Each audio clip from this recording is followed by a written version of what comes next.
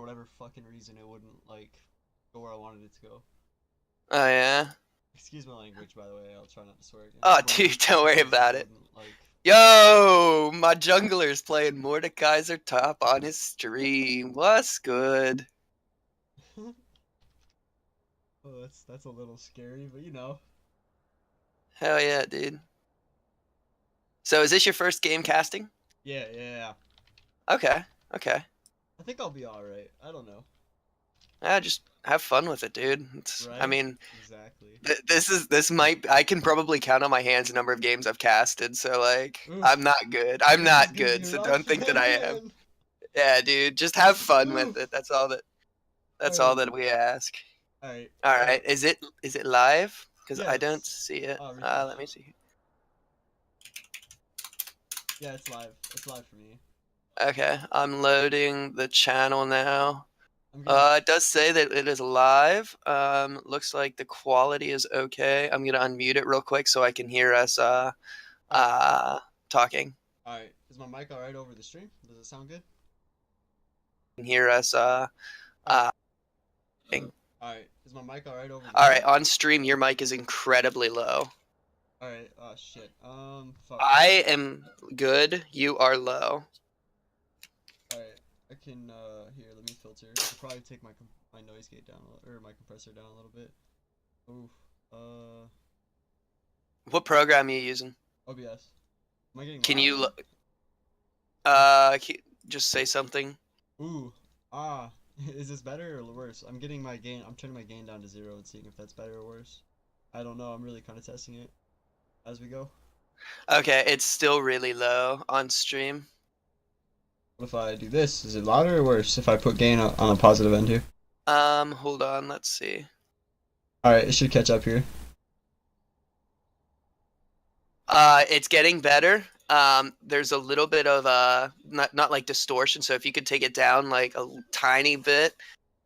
All right, if I move my mic closer, is that better as well? I have a Hold desktop on. mic, so is this making it louder for you? Is the distortion going away? That's perfect right there. Wherever you're at right now, wherever Is it you're good at and right loud? now is perfect. Yeah, Oof. I see like it. it. Yeah, yeah. This is good? All right. Uh. Here, I'll turn Okay. my... Yeah, it's perfect. It's perfect. Ooh. Okay. All right. So what are we waiting on here? We Here, I'll turn have. it. Yeah, it's perfect. It's perfect. Let me. Oh, it's a little too Let me loud. Oh my see god, here. it's popping the... Turn that back to like 0. Negative 3, you'll see. The... Turn that back to like 0. Negative 3, you'll see. Still a little loud. Okay. The... Turn that back to like 0. Negative 3, you'll see. The... Turn that back to 0. Alright, is this better? Now that I put that back to negative 0. Holy shit. Alright, is this better? Now that I put that back to negative 0.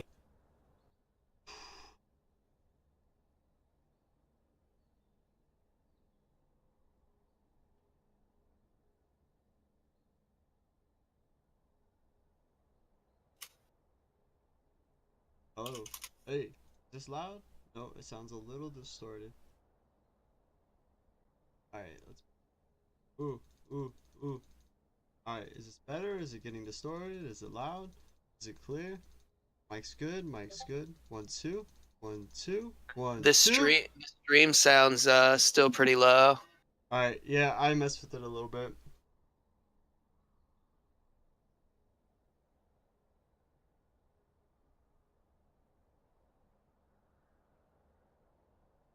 Oh, man.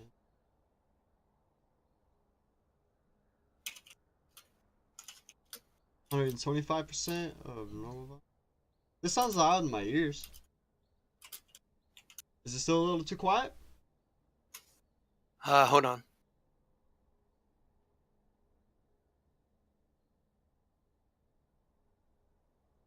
It sounds good now. To me, anyway. It sounds good to me. I don't know if we have anybody in chat who can confirm that, but... Nobody's watching it. Okay, I'm going back to AGDQ while we wait. If anybody is in the stream and is interested in watching with us, we are, and me anyway. I am watching the Super Mario World 2 Yoshi's Island speedrun. Do you watch AGDQ? I don't even know what you're talking about. Oh, dude. Okay, hold That on. answers that, huh? My Hold on. bad, man. Let me get you a link, my friend. Where are you at? Um, oh, I have to add you first. Hold on. Yo. So, I haven't taken a look at any of these guys, but this looks like a pretty good game so far.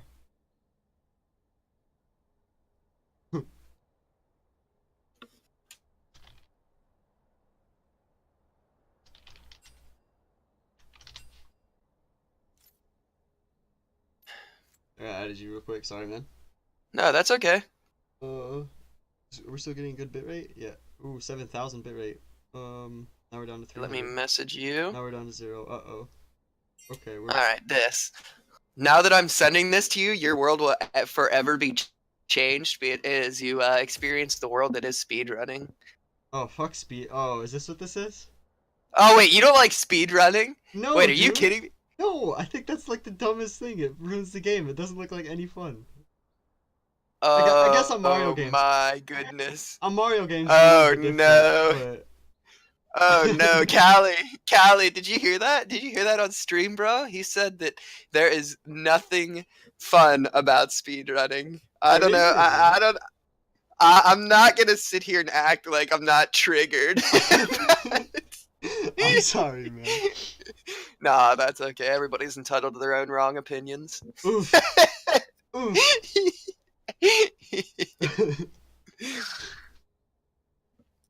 All right, so right now we are waiting on 2 people from, let me see here. What is it?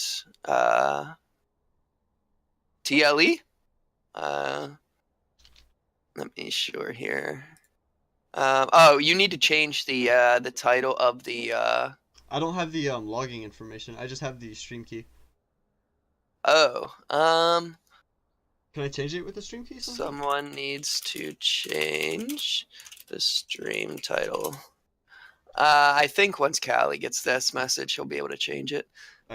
Okay, so let me see here. Okay, we're back. 49 minutes and 55 seconds on the clock in this speed run, and doesn't really look like we have anybody clearly ahead as they're all in the castle right now. So I can't say that I'm too upset about that. Let's see here. Okay, Hipster is going to change the stream title, Resident Sleeper Hipster Dragon. Just kidding, he's not a resident sleeper. He's one of our admins. A pretty chill dude. I give him a 10 out of 10. Would recommend for admin privileges on your server. He's pretty cool, dude. He's going to change it for us. And we are just waiting for 2 more players here as TLE brings their roster together. We have officially passed the 8 o'clock mark, so what is it, 15 minutes afterwards or 10 minutes afterwards, you can start to enforce bans if you want, but most people don't really do that. I mean, it's up to the team that does it if they want to or not, but let me see here. It's done. Okay, stream title should be changed. Let me just refresh, and it is good to go. All right, so we have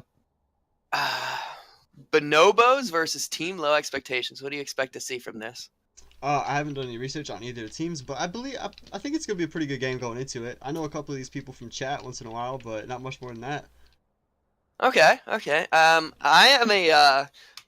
For those of you who don't know, Callie and I never ward ever. I call him Callie because he's his old account before he started playing on this account was Callie 3. And he and I have friendly competitions in which I tell him how bad he is at his position, and then I school him and show him why a support main is better at mid than he is. Oof. And so Team Bonobos is actually looking for a new mid laner after this game. If you guys if you guys want to give me a recommendation in the chat, you go ahead and hit me up. Hashtag ban from Dota for bonobos. I'm pretty sure they can afford me. My going rate is 24 cents a year. Oh, I don't know. That's kind of expensive in our that's league, pretty though, rich, bro. man. Yeah, we're kind of a Yeah, broke league at dude. the moment, so I don't know about that. That'd be a little bit ridiculous. Yo, I got a question too. What do I call you, bro? Me, just call me whatever, man. You call me Phil is my name. Phil? Okay, I'll call you Phil. I'm Mike. Nice to meet you, Phil. All right, good to meet you, Mike. I'm Phil, as you know. All right, so we are still waiting on two people. Got a message saying that one person is updating the client while the other person is walking back from class. It appears that Team Low Expectations actually has high expectations in their educational field, as they're not taking any risks in becoming professional League of Legends players and are instead looking to acquire an education. How do you feel about that, Phil? I think that's probably a good idea, seeing you're all Diamond 5, you're pretty much noobs. You're never gonna... I like the way you think anything below master tier is trash tier. Pretty Truer much, words yeah. have never been spoken from our resident god and analyst, Mr. Doublelift himself. If I could play with any AD carry as a mid or as a support main, it would definitely not be Doublelift. But having said that, I understand that he is very fun to watch split push and die 1v5. So hashtag remember Doublelift on TSM. But for now, I think he's a free agent. Or no, he got picked up by Team Liquid, didn't he? I haven't kept track of LCS for a while now. I don't really know. Okay. I think, I, chat, correct me if I'm wrong, but I think he did. But I'm uh, not sure. I thought he was. Yeah, the last I heard, he was still with TSM, but probably I'm pretty changed. sure they dropped him for maybe I think they went back to Wild Turtle, maybe? I don't know. Why would they? That's a downgrade. You think? Like, what the hell? Could they not Doublelift afford him didn't show anymore? up at all in the playoffs. Did he not? Okay. Or not playoffs, Worlds, I'm sorry. Worlds. Well, I mean, TSM has never really shown up at Worlds throughout the Yeah, course that's of their true. history. I mean, I think they Okay, made out of groups once. we have confirmation from the resident top laner of the Bonobos, my future teammate, that Doublelift was picked up by Team Liquid. So that means that Team Liquid is willing to pay any amount of money for anybody that they believe will get them any form of currency within the league itself. What is that? What is that meme paid for by Steve? Paid by Steve? Do you know what I'm talking about? Dude, like I said, I just came back to League probably yesterday or a week ago or so. Oh, really? Have you even played a game since the new rune changes on? Oh yeah, I've played a lot since the rune changes. I haven't done enough testing to say what I like yet, but I think it's going to be interesting this season how we adapt to them. Okay. Okay. Cool. Cool. So this is gonna be interesting for you. So before you left the game, who was the newest champion? Before I left the game, I think Ornn had been released. Oh, okay. That's not too far then. Yeah, I haven't That's been gone forever. I've been gone for a couple months though. Like okay. I still don't understand what Zoe is. Like that shit. Oh, Every okay. time Let I me play let me against her, I define go to Zoe. sleep and die. So you Yeah, know. let me define Zoe for you. If you get hit by an E, which has been greatly nerfed by the way, but if you get hit by an E, you are dead. It's I can't say that it's broken, but it is borderline infuriating to play against. She just puts you to sleep, dude, and then the Q does obvious damage based on the amount of distance that it travels. So like you're just dead. Oh, one okay. item she can 100 to 0 almost every mid laner. I fucking hate that champion. So It's so annoying. Like I don't know. I feel like she does a lot of damage, but I feel like her cooldowns are quite long. Maybe I'm wrong in that. she does do a lot of damage. Her biggest downfall is the fact that she has no escape, so you have to position very, very well on her, and that's why I think that she's incredibly strong whenever it comes to damage, but like Her utility is lacking. her kit is so reliant on your teammates that I think it balances out. She's a really good solo queue champion. We'll see if she gets any play in our league as far as team play, but we'll go from there. Well, I don't know, man. Those recent changes to some of the champions in this game are crazy. That Renekton buff wasn't really a buff. It was like 3 AD or something I read in the patch notes. It was kind of not worth talking about almost. Oh yeah, I guess today is patch day, eh? Yeah, I didn't. dude. I got I guess so that's why. excited. Yeah, I didn't see any of those patches or patch notes go through, and it's kind of unfortunate that some of these players might be playing their first game on the new patch. It's Oh, you're kind right. of going in blind a little bit, but Yeah, well, nothing that these players aren't used to, having to yeah. adapt on the fly. So they'll make it work, I'm sure. And if not, we're in for a hell of a good game because fiestas are always fun to cast. Isn't that right, Callie? Oh, jeez. Oh, jeez. You're doing the Callie play-by-play, and correct? yes, yeah. Okay, that makes... Alright, once we start the game and I start seeing what's going on, I can make a little bit better assumptions. Yeah, dude, you just follow my lead. Talk. Just don't stop talking. Just even if you have to say like, "Yo, dude." So today I was walking across the street and I saw this old woman fall and just take out like 2 or 3 different signs. Like she was just completely out of her mind, losing it. You just bring it in, dude. Everybody loves to hear the stories that Phil has to offer. Oh, yeah, dude. I appreciate Phil's stories, and if anybody in chat disagrees with me, I will fight you to the death. Oof. I don't know, this guy sounds pretty big. Yeah, you don't want banned from Dota on your case. I'm 110 pounds of pure evil. Holy shit. Holy shit. How tall? Wait, are you actually 110? Yeah, dude, I'm 6'1" and 110 pounds. Holy fuck. Bro, I'm 150 pounds soaking wet. Get some food in you, my god. My parents can't afford McDonald's. I guess. Nah, dude, I'm 5'9" and I'm 140 pounds. All right. You have me. I was like, I was like scared for your life for a minute, dude. Fuck. Oof. Yo, dude, this race on Yoshi's Island is actually so close. There's 3 people on the same boss right now. It's actually insane. Well, I mean, at that point, they're like pros at speedrunning, right? That's like their job. Oh yeah. I mean, it's all gonna be within seconds. The little bit of speedrunning I did watch back in the day, it was all within like 0.2 seconds of being a difference. But like, this is all live, so like the odds of them finishing that close in the live tournament is slim to none. But right now they're doing it an hour in, and it's actually incredible, in my opinion. Anyway, I mean, I know this isn't really your thing, but to me, I'm totally geeking out today, right? Yeah, right dude. now. My thing is basketball and the sports recently. Have you seen what Isaiah Thomas did? That dirty fucker, man. Oh my god. Dude, I don't know anything about basketball. Oh, he was so nasty. He was Oh, I don't remember the play. Anyway, somebody got a screen. He was coming around to go dunk, and Isaiah just throat chopped him. Like, picked his arm up like WWE style, and just like chopped him right in the throat. Wait, did he get ejected from the game for it? Oh yeah, he got a $20,000 fine. Like, if I got a $20,000 fine, I'd have to sell my goddamn house. Wow. This dude's like, wow. right? This guy's like 5'4", right? He's tiny. This guy plays in the NBA. He's like 5'4". He's tiny. Everybody in there is like a minimum of 6'3" or up. And he throat chops this guy and just drops him to the ground. He throat chopped him. Right? Yeah, he had to go get the guy. Alright, I need to see this YouTube video. What's the guy's name? Isaiah Thomas. Here, I'll send you a link. Isaiah Thomas. Okay.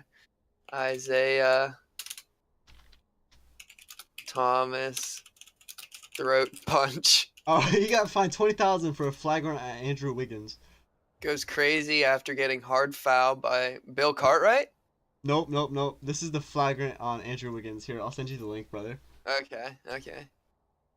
You have to scroll down. I think where's the video? Right here. Yeah. Yeah, this shit's crazy. Boom! Alright, let's see here. Okay. Let's see here.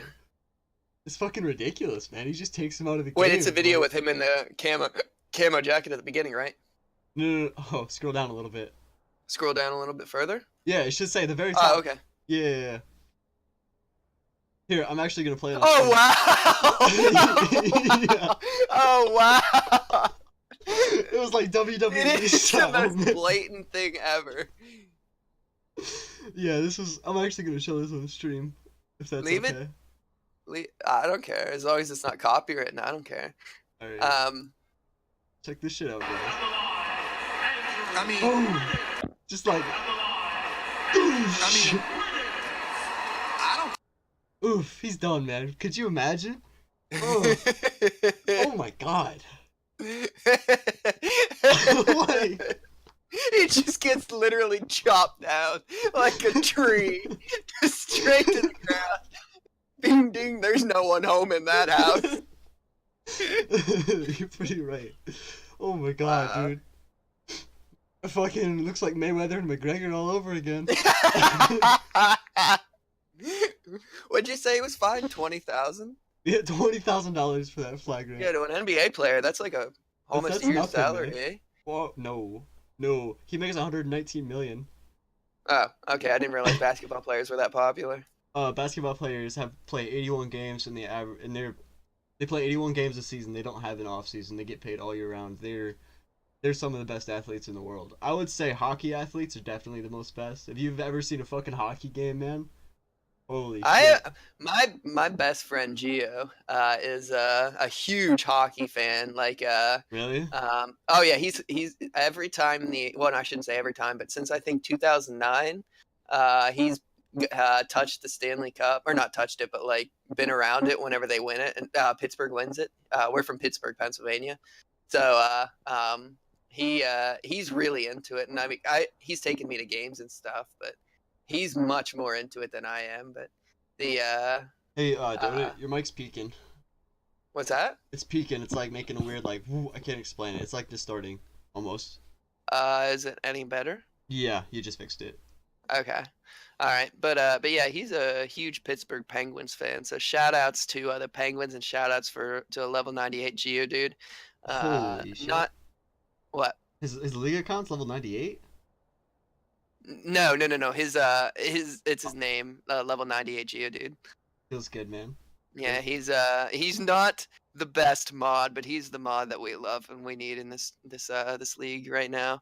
Oh, and it looks like we have Yeah, are we all everybody's here, five man. here? Oh, Doombot Morgana. Or wait, that's a person. Okay, yeah, everybody's here.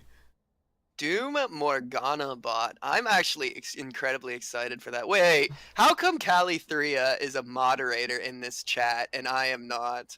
How do I get mod? Question mark.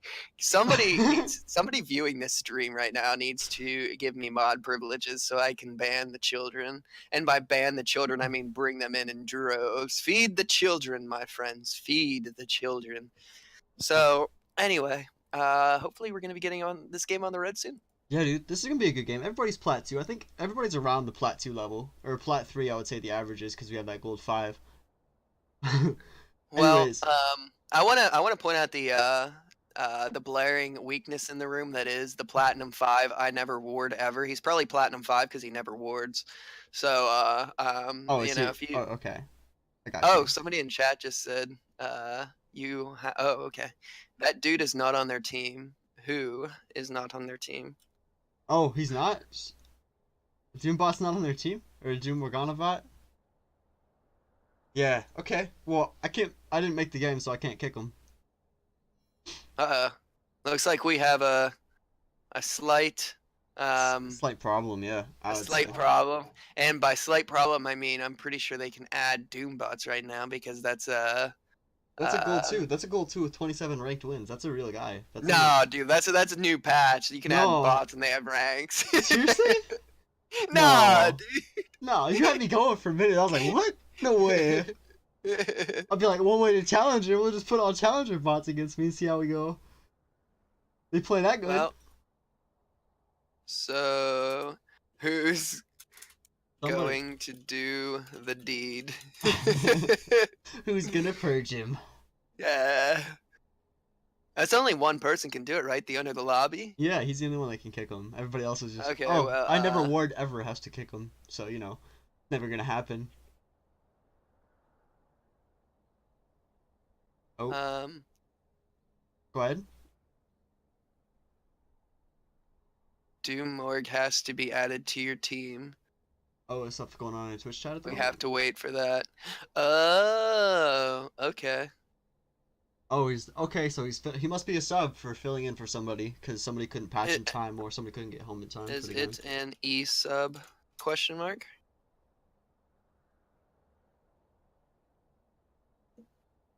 Do we have hipster in this stream right now that he can add Doom Morgana bot to the lineups here? I know that I don't have those privileges. Let me see here. Where is We only have 2 people in Team Low Expectations lobby right now. Let me reach out to Hipster.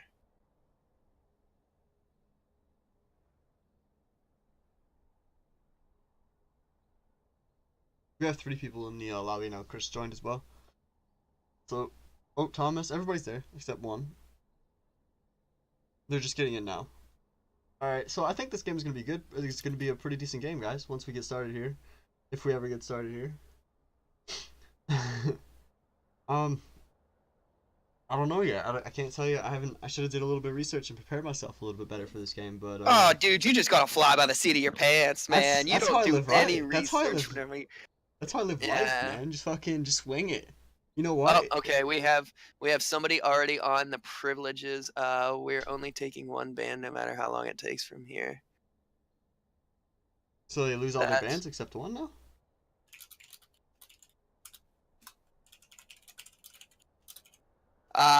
No, not all their bans. They lose 1 ban at the start of the game from every single game, I believe. Oh wow. Okay, so according to this, they should be good to go. We have 1, 2, 3, 4, 5 people in Team Low Expectations. We have 1, 2, 3, 4, 5 people in Team Bonobo Battalion. The Bonobo Battalion was ready. Are you ready, my friend? I am ready, my friend. Let's get it. Okay, I'm gonna give the R in the chat. And 3, 2, 1. Bang. Oh, we were not correct with that. Okay, so we're in here. We are in. And Flying Gambino is going to take our first ban here, and let's see what he chooses. He's gonna get rid of that Anivia. She has that's a pretty good ban, I'd say. She's pretty strong at the moment. What do you think? Well, we never get to play Anivia because Vertebrae, our team's namesake mid laner, is a Vertebrae main. So Vertebrae main and Anivia main. So we get Anivia ban from us all the time. I think that's probably more of a target ban towards Boner Donor, but it's possible that it's it is strong right now. I don't know. But we see that first ban not going through because of the fact that this game series is starting late. Team Low Expectations is penalized 1 ban across, I believe, all three potentially 3 games. And this Jax ban coming out. What do you think about that one, Phil? I think Jax, after the recent patch, Jax is actually a very viable champion again, which is crazy to say. I've always thought he's been pretty useless personally. I mean, he has his roles, but yeah, I'm not a huge fan of Jax in the current state of the game, which seems to favor like grouping with just putting all of your eggs into the 80 carry basket. But again, that might be a target ban towards Chris, and they retaliate with the Ornn ban, which, unlike the other 2 bans coming out of the Bonobos, Team Low Expectations banning this Ornn, and I think that's a huge ban. I think he's very strong right now as a tank in the game, because the few times I've played against him, he's been something you got to pay attention to. He's good, and he has a lot of AoE, so that might be a comp ban too, because he might have something designed for the comp. Yeah, in my experience, if a champion is good in its own lane and then as good as a support, he's generally overpowered. And right now, Ornn's support is kind of growing in power, so it's kind of a red flag that he's incredibly strong. And we have an Ezreal lock-in. Oh, they didn't ban? Oh, I thought that was oh no! Oh, he is so strong right now. He is scary. He didn't get nerfed in the patches either. He's been very scary recently. We'll see how Lake does with this pick. They do let the Zoe through though, and Boner Donor gets the Zoe, an incredibly potent 1v1 and skirmishing champion. So based on that pick and that pick alone, I would be putting a lot of eggs in the basket that the Team Low Expectations is looking for a skirmishing composition, rounding it out with a Warwick lock-in. I think I agree with that, because Warwick, he gives that good pick potential with his ultimate, especially when he uses his E. That little bit of movement speed to increase the range a bit. So if I am the team Bonobos, I'm looking for probably heavy disengage or not disengage, peel to stop the constant fighting that's going to likely be happening from the side of Team Low Expectations, who are probably going to be looking to funnel the Bonobos into their own jungle or into one team or the other's jungle in order to continue these skirmishes. Aurelia locked in for Flying Gambino. This is one of this guy's main champions. Yeah. There's a huge pickup for him. He's very comfortable in the champion, and Only I've the personally fizz seen through. Flying Gambino take games over. I believe it. Aurelia has always been that champion that if she gets ahead early, it's gonna be hard to come back because once she's ahead, it's almost impossible to stop her if she gets her Triforce before say 15 minutes. That power spike is ridiculous, I think. And we have a unique lock in my opinion, as Cali 3. I never ward ever. I'll call him Ward, yeah, I'll just call him Never Ward. Never Ward locks in the Fizz. It looks at this point like not Gambino. The Bonobos are simply locking in comfort picks and not really working for a team comp, because right now they have 3 really strong champions, but they don't seem to, at least in my opinion, work together, whereas the Malphite now being locked in order to engage extremely well after a pick is created between the Warwick and the Zoe. And we have a first ban Xerath, which is interesting because the Fizz was already locked in. Yeah, that may have been a misclick, I think. What? Actually, you know what? I don't think it's a misclick, because Xerath, much like Warren being played in support, Xerath is also being played in support right now, because Yeah. Xerath is just crazy strong. Is he? So Okay. I take that back. Okay. And the Vayne coming out, that's an Oh, interesting. she was projected to be a very strong champion in patch 8.1. I didn't get to read her changes, but I heard they were pretty decent.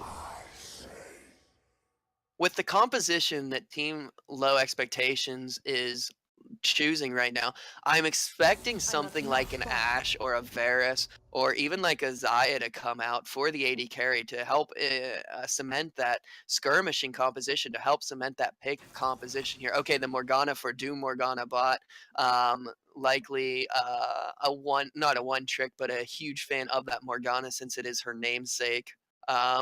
So that's another obviously pick champion there, and the Shyvana locked in and Retribution. Ooh, I definitely think Team Liquid comes away with the win in the pick and ban phase. They seem to have a comp designed and they've chosen on a comp. While I would say the other team, I can't think of the name. Oh my god, I'm sorry. The Bonobos. Yeah, I think the Bonobos are just picking comfort picks at this point. They don't really have much of a. I don't know. They have the Irelia to dive and also the Fizz Assassin and the Shiv Jungle. I don't know. I think it's questionable how that game goes. I'm worried about the Bonobo's initiation, because right now what I see is Shyvana jumping in, Braum leaping to Shyvana, and then using a Q or an ultimate as their main engage. Their engage is incredibly unreliable, and there's the Ashe that I was talking about. Right now, like you said, Team Low Expectations definitely bringing a strong pick composition to the table. Yeah, I feel like if the Bonobo's only chance in this game is if they get ahead early. If they get ahead and they just start stomping right away, I feel like Team Liquid might take too long to scale into the power potential they have. But if scares? I'm sorry. Go ahead. I feel like if the game stays about even in gold, say 2K within 2,000 gold of the game, I think that after 20 minutes, Team Liquid will take the automatic W, unless they have a terrible team fight. But if they practice together, I don't believe that's happening. Yeah, I'm scared for the Bonobos simply because not the only way, but the best way to beat a pick composition is to bring a heavy engage. And you want to group as 5 in those situations, because you can't pick somebody out if they're always together. And right now, that is not the composition that the Bonobos has drafted. So as you stated earlier, Team Low Expectations definitely wins the draft here. As far as the casters are concerned, definitely not the tried and true method for determining whether or not the game is going to end that way. But as far as Bonobo's win potential, I think their biggest strength is probably going to be the comfort that each of these players got on their champions. Yeah, I agree with you there, man. Definitely, because not Irelia. If you say he's as good as he can, if he gets ahead on that Malphite, which is I think a decent lane for Irelia early on, because Malphite's abilities, he's an old tank. I think he needs to be redone. He uses a lot of mana. He can't spam abilities as much, and Irelia gets that true damage from her W. I think that lane is going to be their winning lane. I bet you. I bet you. We watch the pressure top lane. Sorry, I'm losing my words, but I have a feeling that the Bambino. I have a feeling that the Bambino's game is going to be focused around getting that top laner ahead and maybe snowballing out of control. Fair enough. Fair enough. I like that. Well, we have a minute and 45 seconds. It's likely that everybody in the chat of our stream is a member of our community. But if you're not, go ahead down to the description, click on our Discord, give us a like, a follow, whatever it is you're doing. Join our community. We're a bunch of people who come together and have weekly games just to, it's more for fun than anything else, but it is competitive between players. Always looking for new teams and stuff like that. Give us a hit up if you're interested. And we have a minute 15 to talk about anything you want. Phil, what's on your mind? I'm on mine is I don't know what this Shiv pick is. I'm trying to like mentally. I'm like, this is a 5-on-5. They know what they came into the game with a strategy. Why Shyvana? She doesn't bring much to the table in terms of CC, in terms of damage. She's a little tanky, but I mean, she isn't really a threat. See, what you don't know is that my boy Darkreach rode the Shyvana train from Bronze 1 to Diamond 5, and nobody knows that. That's why they don't ban it from him. So whenever he takes this champion, he totally steamrolls people because his owning of the map is actually unparalleled in this tournament. And that is a complete joke, by the way. Don't take that for anything that you think that it's worth, because it's not worth anything. Okay, However, because like, do you understand what I mean? I'm going to give him the benefit of the doubt and say it is an incredibly strong comfort pick for him. Probably, if he picks Shyvana. I mean, she clears fast, so maybe she knew something about the Warwick matchup that we don't know. Yeah, I don't know. I mean, Warwick as a champion terrifies me simply because he that global E. Yeah, and the ridiculous. fact that he can be almost anywhere at any time. Yeah. And it's so Crazy. Scary. Especially in the bot lane. Like, I'm a support main. So in the bot lane, whenever there's constant fear of a jungler showing up, it definitely raises the anxiety levels within, the players in the bot lane. Where's he at? Where's he going to come from? And then all of a sudden he's in the bush that everybody thought was the Garen bush. Don't check that bush because there's going to be a spinning Garen in it. Well, it turns out there's a leaping Warwick. Yeah, even scarier. Bark, he's coming at you. Right. So loading into game. Yeah, I am. I'm gonna check the stream and see if it loaded up at the moment. Yep. Okay, we're good to go. So I'm sorry, but I keep blanking out on what I'm supposed to call you. Do you want me to call you Dota or Mike? I don't care. Whatever you want to call me, bro. All right, I'm probably gonna call you Dota because I can see it in your name. That's fine. Everybody calls me Dota. All right, good to know, Dota. Anyway, let's see here. We don't have any interesting, no real interesting keystones that I see right now. Everybody seems to be running the basics. Maybe an interesting one coming out of Warwick and with the what is that, Guardian? You're asking the guy who's played for 2 weeks, man. Okay, it's not Grass with the. Oh no, that's Aftershock, I think. Oh, maybe, yeah. Well, we'll know as soon as the game starts. Because I think Braum is running Guardian, and if he's running Aftershock, I'm not sure. Oh, maybe the Fear procs it. I'm not sure, but I still feel like you want to run the precision tree on Warwick. Could be wrong. I don't play the guy, but that's my uneducated opinion. I'm excited for this mid lane, honestly, because I know Zoe is super strong at the moment, but Fizz is Fizz, Like that champion is annoying as hell. I think this lane heavily favors Fizz simply because all he has to do is use his E whenever he sees the double trouble bubble coming out from Zoe. The playful trickster, he playfully tricksters right over top of the bubble, and there's nothing that Zoe can do at that point. And we're in the game now, so let's see what happens. It'll. All right, let's see here. Warwick is. Oh, I can't see. Whoa, this is weird. Oh, they paused. I think it's a pause. No, it takes a few moments with new spectator delay. Okay. It takes about 10 seconds or so to load up completely. Oh, here we go. Now So there we are. And we are loading in. I'm going to click on Warwick so I can see. I still can't see what he has. I don't know how to check keystones. This is a shame. But anyway, it's not important. We are in, and it looks like red team is looking for a line of scrimmage. Yeah. Alright, it looks like they're just doing standard lanes. I thought they might start something crazy. Everything looks pretty normal so far. Yep, we have the river as the line of scrimmage that neither Low Expectations nor Bonobo is interested in crossing. The only interesting thing I see so far is Shyvana hanging out in the mid lane right now, but the rest of the players setting up their own lines, showing where the enemy is, and understanding that net neutrality is an issue that everybody needs to have an understanding of. There is neutral ground amongst all of these players. I think it's just a safe start by both sides, but yeah. I like the net neutrality joke. Thanks. I'm glad you picked up on that, bro. Yeah, it's not like anyway, it's obvious. So you think top lane is going to be the swinging factor of this game? The top or mid? I feel like it's going to be the top half of the map, and that it's going to change the outcome of this game. As a low elo player, I'm not well enough educated to really give an opinion, but. Well, we have some talk in all chat about college, Brooks College. I'm not sure why they're asking about that. Perhaps that's where Team Low Expectations is from. Maybe they're a college team. I'm not sure. But we have both. Actually, top lane leashing for Warwick here. Chris getting some help to his friendly Warwick. Going to be late to that lane, especially against the Irelia, which you stated earlier is in favor of the Irelia. Well, yeah, I don't think being late to the lane is anything bad.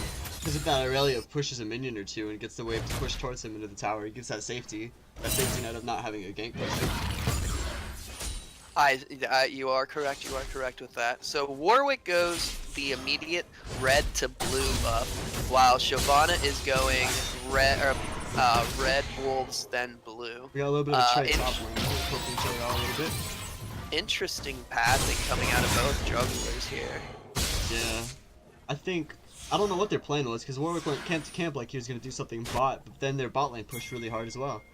Oh, Warwick is going for the quick invade. Oh, he's going to take Hayatu's. Knowing that their bot lane helped leash and that Shyvana is likely on the top side of the map taking those Raptors right now as Zoe is pushing in Fizz.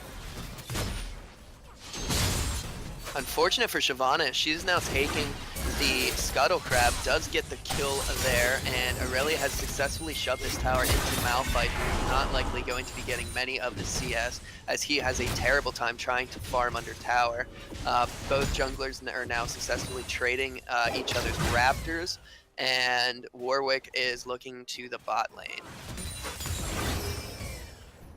Warwick uses the sweeper, is now moving into his promise. Oh, never word ever goes in. Oh, he fell asleep halfway through Z. That's kind of a weird animation. Oh, the flash out of Zoe. That's a big deal. Forces the flash. Oh, we got a top lane. We got a stun on Malphite. Malphite's just a little bit of a trap. Not much to talk about.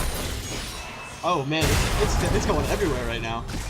Yeah, something triggered inside the brains of all of these players that they just decided to go all out. Everybody was playing for a little bit there, yeah.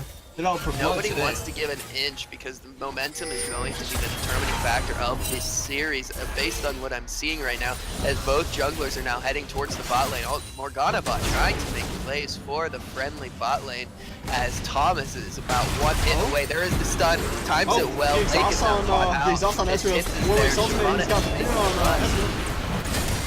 And Tibbs, Lake is fighting back. He has still not gone down. There is the passive from Braum as the Morgana bot does fall. First blood in favor of Dark Reach on the Shyvana. Oh, there's the stun. There is the third hit. The fourth hit is not there as Lake is not in position. He did have to burn flash and heal in order to get out alive.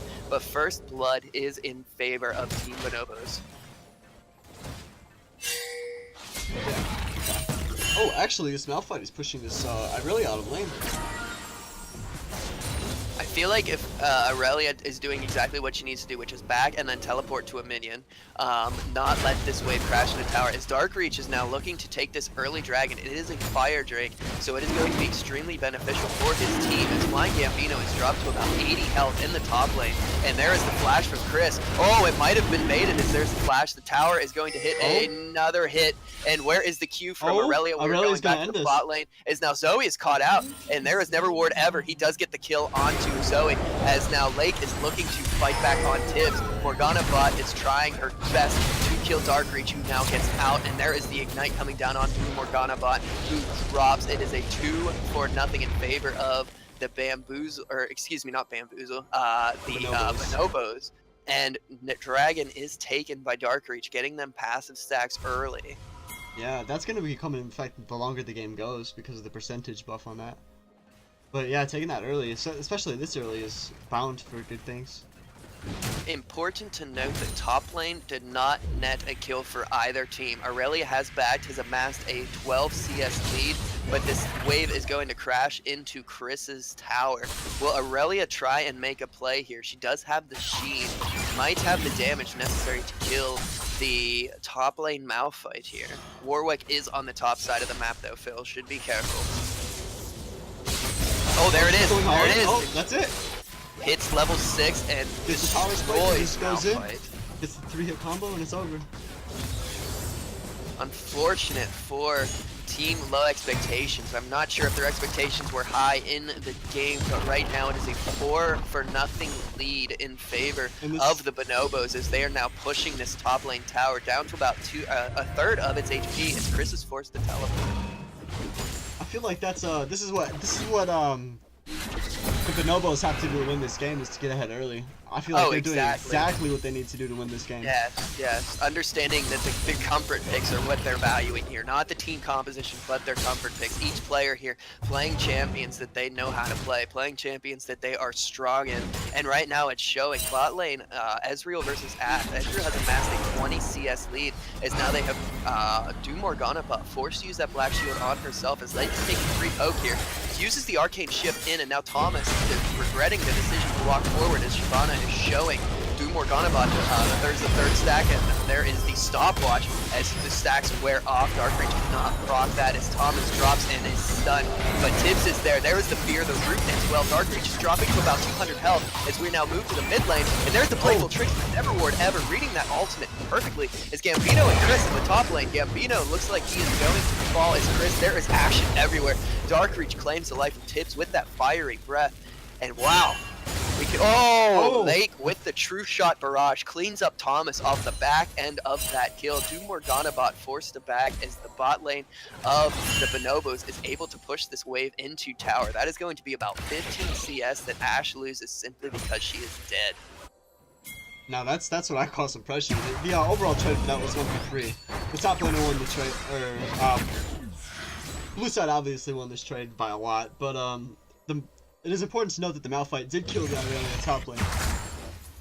The saving grace for Team Low and Expectations is the fact that they got that top lane kill onto Aurelia, who has still amassed a 15 CS lead, is looking to go that Frozen Fist first item against Malphite, looking to be the slow field that Shyvana needs to just destroy the back line, the front line, any line that Team Low Expectations has brought to this fight. Tibbs is now taking the red buff as Shyvana is only 3 seconds too late. This is shaping up to be a quick game though. If Blue keeps playing like this, if the Bonobos keep playing like they're playing right now. Unfortunate for the side of Team Low Expectations is it looks like they really did amass a strong team composition here, but Bonobo's showing that it's not all team composition that matters whenever you are playing games, especially in this tournament. It's all about what you can play and what you play well. Flying Gambino going in for a quick trade onto Chris, however, regrets his decision. Never mind, he goes in and gets about half of the health of Chris's health bar. Bot lane, there is Shyvana. Oh, the Q lands on the Thomas. He's dead. He's now trying to get away. There's the Black Shield. He might have played this very well. As Lake used the Arcane Shift, excuse me, very bad. And there is the flash from Lake to get the fear. And Thomas is dropped as well. It is a 3-0 as Never Ward Ever, it is a 4-0, excuse me, as Never Ward Ever gets the solo kill on the Boner Donor on the Zoe. Now 0-3 on the Zoe, and the only man alive is Chris in the top lane for Team Low Expectations. There's no dragon to be taken. Shyvana does not elect to stay bot lane and push with her friendly bot lane. Lake and Silver are electing instead to simply push this tower over. It is now 6K, excuse me, in the lead for the bamboo, or wow, for not bamboos, but the bonobos. As Neverward Ever has now rotated to the top lane. Chris is now caught out heavily. Does have the ultimate if he needs to get away, and does not elect to use it. Okay. Falls to the Aurelia, excuse me. I think. Go ahead. I forgot what I was gonna say at this point. I was listening, but I'm pretty sure this game is looking like it's over for the red team. The blue team is just stopping. The comfort picks really came in clutch here. It just seems like the Team Low Expectations had a comp, but they maybe either didn't know how to play the champion. They're not playing it right. Yes, like, yes, they don't understand their win conditions. They're trying to make plays whenever all they need to do is just stall it out to get the items spikes. But nevertheless, Aurelia takes the first tower of the... Actually, I lied, that's the second tower, as Bonobo's bot lane has taken the bot lane tower. As now Darkreach going in 1v3. Thomas dropping to about half health, uses that ultimate, and Darkreach drops to about half health. The fish does land onto Zoe. There's the playful trickster, and oh, what a Warwick save. Tibbs with the save of the year. There is the dark binding, does fall flash, and Tibbs down to about 100 health. There is the Q from Lake, as Lake claims a double kill, looking on the flank here to get a triple kill. Doom Morgana down to about half health. Lake does not land the Q, and Doom Morgana and Boner Donor are able to get away, as now Chris joins the fray in the mid lane. Lake lands the Q and is forced to retreat, as the tower is likely to fall for the side of Bonobo. Chris looking to get some retribution here as he pushes forward, trying to get his enemies off that tower, as Neverward Ever says, do it, dude, I dare you to unstoppable force me. I've got a playful trickster waiting with your name on it. And Lake dodges that without moving an inch. Stands perfectly still as the dragon is taken by Shyvana. There is the ultimate from Silver, as Silver is likely going to be slain here from Chris. There is the fear from Tibbs, as Tibbs claims the kill. And, down. Wow, that damage though. So much damage. His Lake is now down to 80 health. There is the ultimate from Darkreach. The flash from Tibbs claims the kill of Ezreal. That is a huge shutdown as Boner Donor flashes in and eats the fish from Fizz. There's the playful trickster coming out. Tibbs drops as well. Fizz is putting out so much damage right now as Darkreach is slaying it, chasing down Chris. Chris screaming, stop chasing me, as he tries to turn around and make it happen. Does not, and a triple kill for Neverward Ever on this Fizz.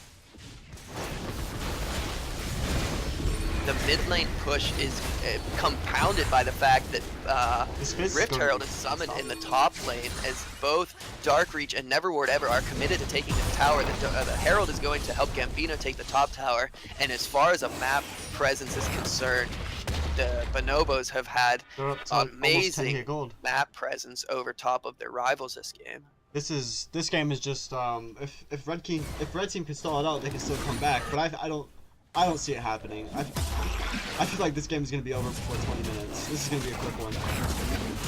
Well, we shall see. We shall see. The Herald is taken down as Chris is now farming. He is down almost 40 CS against Flying Gambino. After he pushes it, he will likely be down about 25 or so.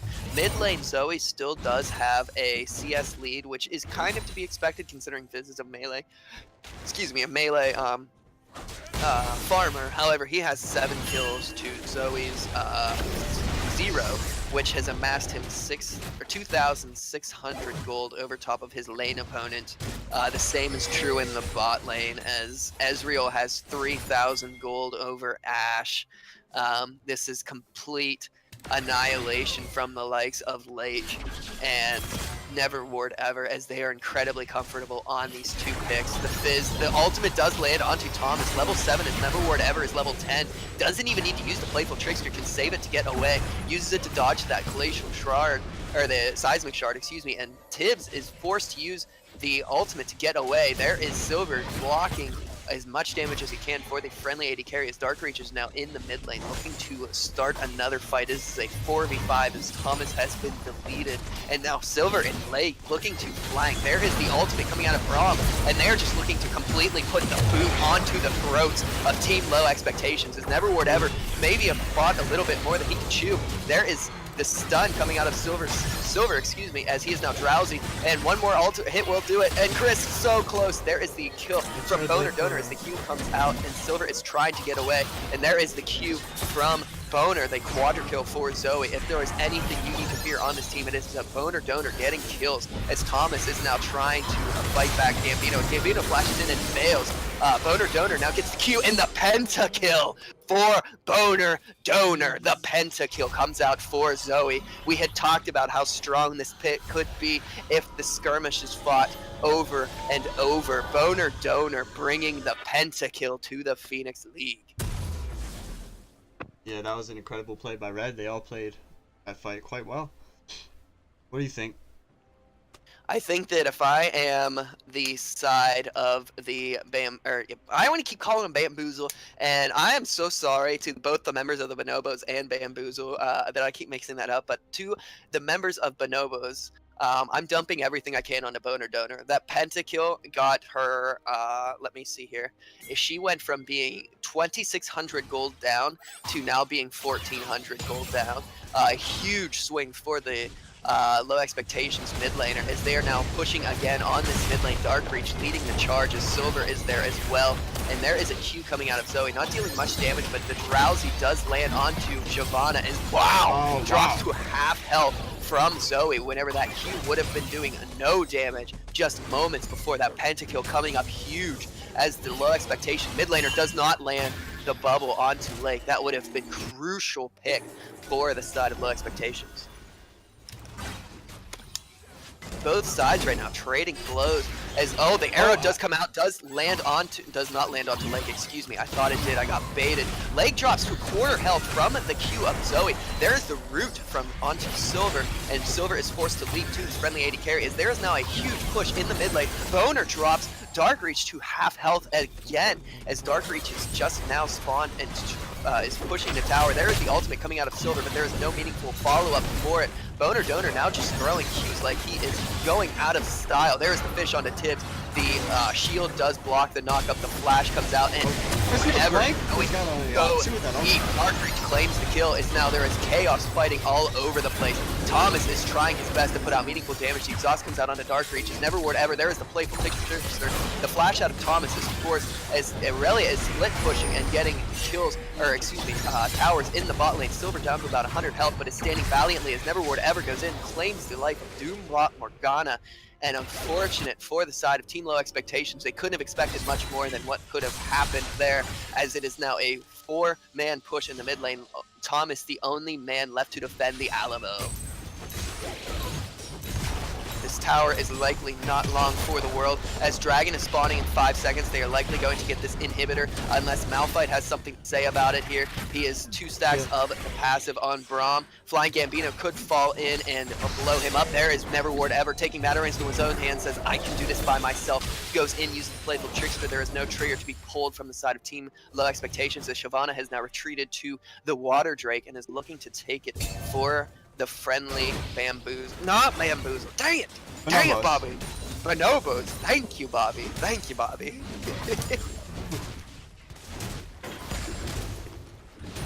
And this game is continuing to spiral out of control for Team Low Expectations. 14k in the lead for Team Bamboozle. The fact that this game hasn't closed out yet, and the fact that Boner Donor is fighting back as heavily as he is testament to how well Team Low Expectations is willing to, or how well they are willing to play this composition to the end, not willing to surrender, at least at this point, still believing that they can bring it back, as Neverward Ever is 9-1-4 on this Fizz, and Shyvana is 4-1-11 on the Shyvana. Dark Reach showing a huge strength on this pick. Phil, if you're Team Low Expectations, what do you do? You group and you wait for your comp. You try to defend the towers you have, but I don't know if you can at this point. You lost your mid tower. there isn't much left for you to do. Once they take that inhibitor, it opens the map up completely. Baron is about to be an option in 20 seconds. And in fact, And with I'm sorry, go ahead.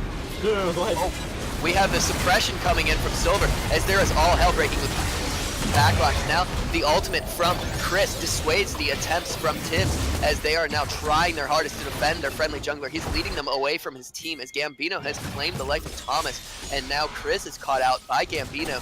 Chris is fighting 1v1 against Gambino, but Morgana is looking to make this an unfair fight, bringing the gun to a knife fight as now, Boner Donor is looking to try and run interference onto Flying Gambino. The rest of the Bonobos have retreated to the Baron as there's now 2 men in the mid lane for Bonobos. Never Ward Ever looking to defend his friendly top laner. Goes in, gets stunned, and there is the exhaust. Boner Donor down to 100 health. There's the flash on the Flying Gambino, and Chris is now dead as well. Flying Gambino goes in to claim the life of Morgana before getting slain by Thomas as the fear does land on the Never Ward Ever. He eats the fish as Never Ward Ever is looking to try and go in. Thomas cannot do anything. He's just forced to watch the playful trickster play on top of his corpse. And now the ace comes out for Lake. It is 31 kills to 9. These death timers are rather long. I think this is game 1. I think this is the end of the game. Unfortunate for the side of Team Low Expectations as they are now forced to regroup and see what they could have done differently in game 2. It doesn't actually look like they are looking to take Nexus Towers. Wow, Never Ward Ever drops 600 health from a single Q coming out of Boner Donor as they are now looking to take the bot lane Darkreach with full rage is looking to go in, running interference for his team. The Bonobos looking to run top lane now instead of backing to spend this gold. Maybe overreaching slightly here as they are now looking to, like I said, get that top lane tower. They do have Baron. They do have a strong push here. They have 20k gold lead, Phil. 20k. Is there anything that Low Expectations can do? I don't believe so. I think this is the game. Unless they get a magic team fight and everything lands. Unless they get a pick and people start falling apart, I think this is game.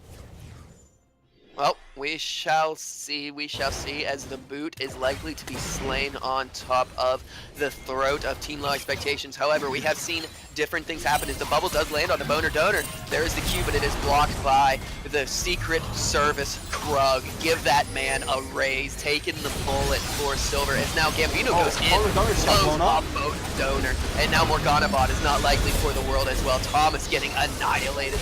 The flaming Gambino claims the life of Morgana bot with that Tiamat proc as now Chris is not long for the world, dropped by Lake as now Never Ward Ever is on the chase. Tibbs gets eaten by the fish. There is the spear coming out from Never Ward Ever. There is the Q, and the playful trickster is not needed as this game is going to be in the bag. It is going to be 1-0 Team Bamboozle, not Team Bamboozle, Team Bonobo. I cannot stop myself from saying that. I apologize, and we are 1-0 Team Bonobo. I think that was a great game by the Bonobos. They played their picks perfectly. Execution great throughout the game. They did everything they could to win that. I think it was a strong showing from the Bonobos, showing that their comfort picks are what they want to do, and it worked out incredibly well against the side of Team Low Expectations. So kudos to Low Expectations for putting up a fight until the very end, and we'll see what Game 2 has in store for us. Yeah. So what do you think Team Low Expectations is gonna do differently in the second game? If I had to guess, I'd say they're going to be looking to go for comfort picks. You think they're gonna? But we'll see. We'll see what happens. I think that was a strong play, a strong game by them. Up 40,000 at the end, or up to almost 23,000 gold at the end of that game. Complete stomp.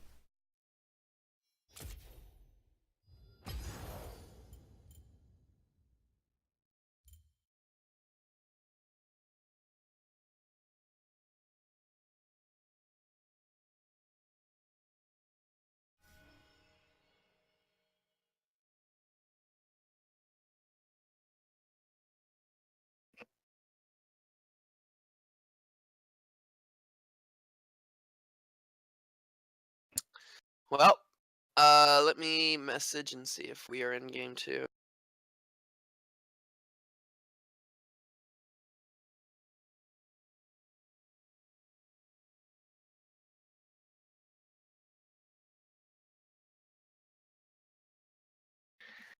All right. Looks like they do have a lobby. I just for an invite. I will assume that I can get you an invite as well, unless you are already in it.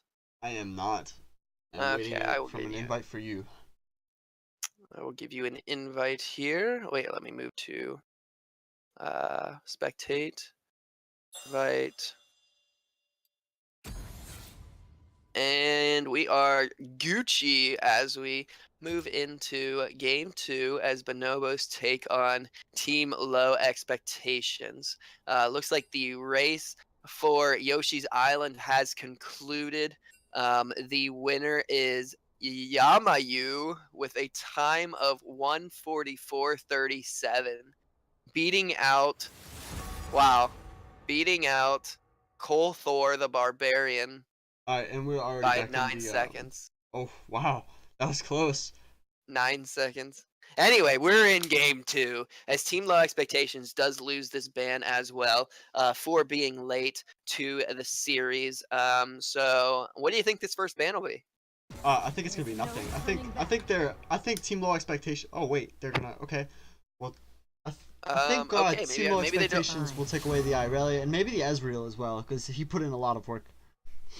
Well, I'm interested. Maybe it is only the first game that they lose the ban, but I thought for this season that you lost one ban across all 3 games. But regardless, doesn't matter as long as everybody's okay with it. We're Gucci.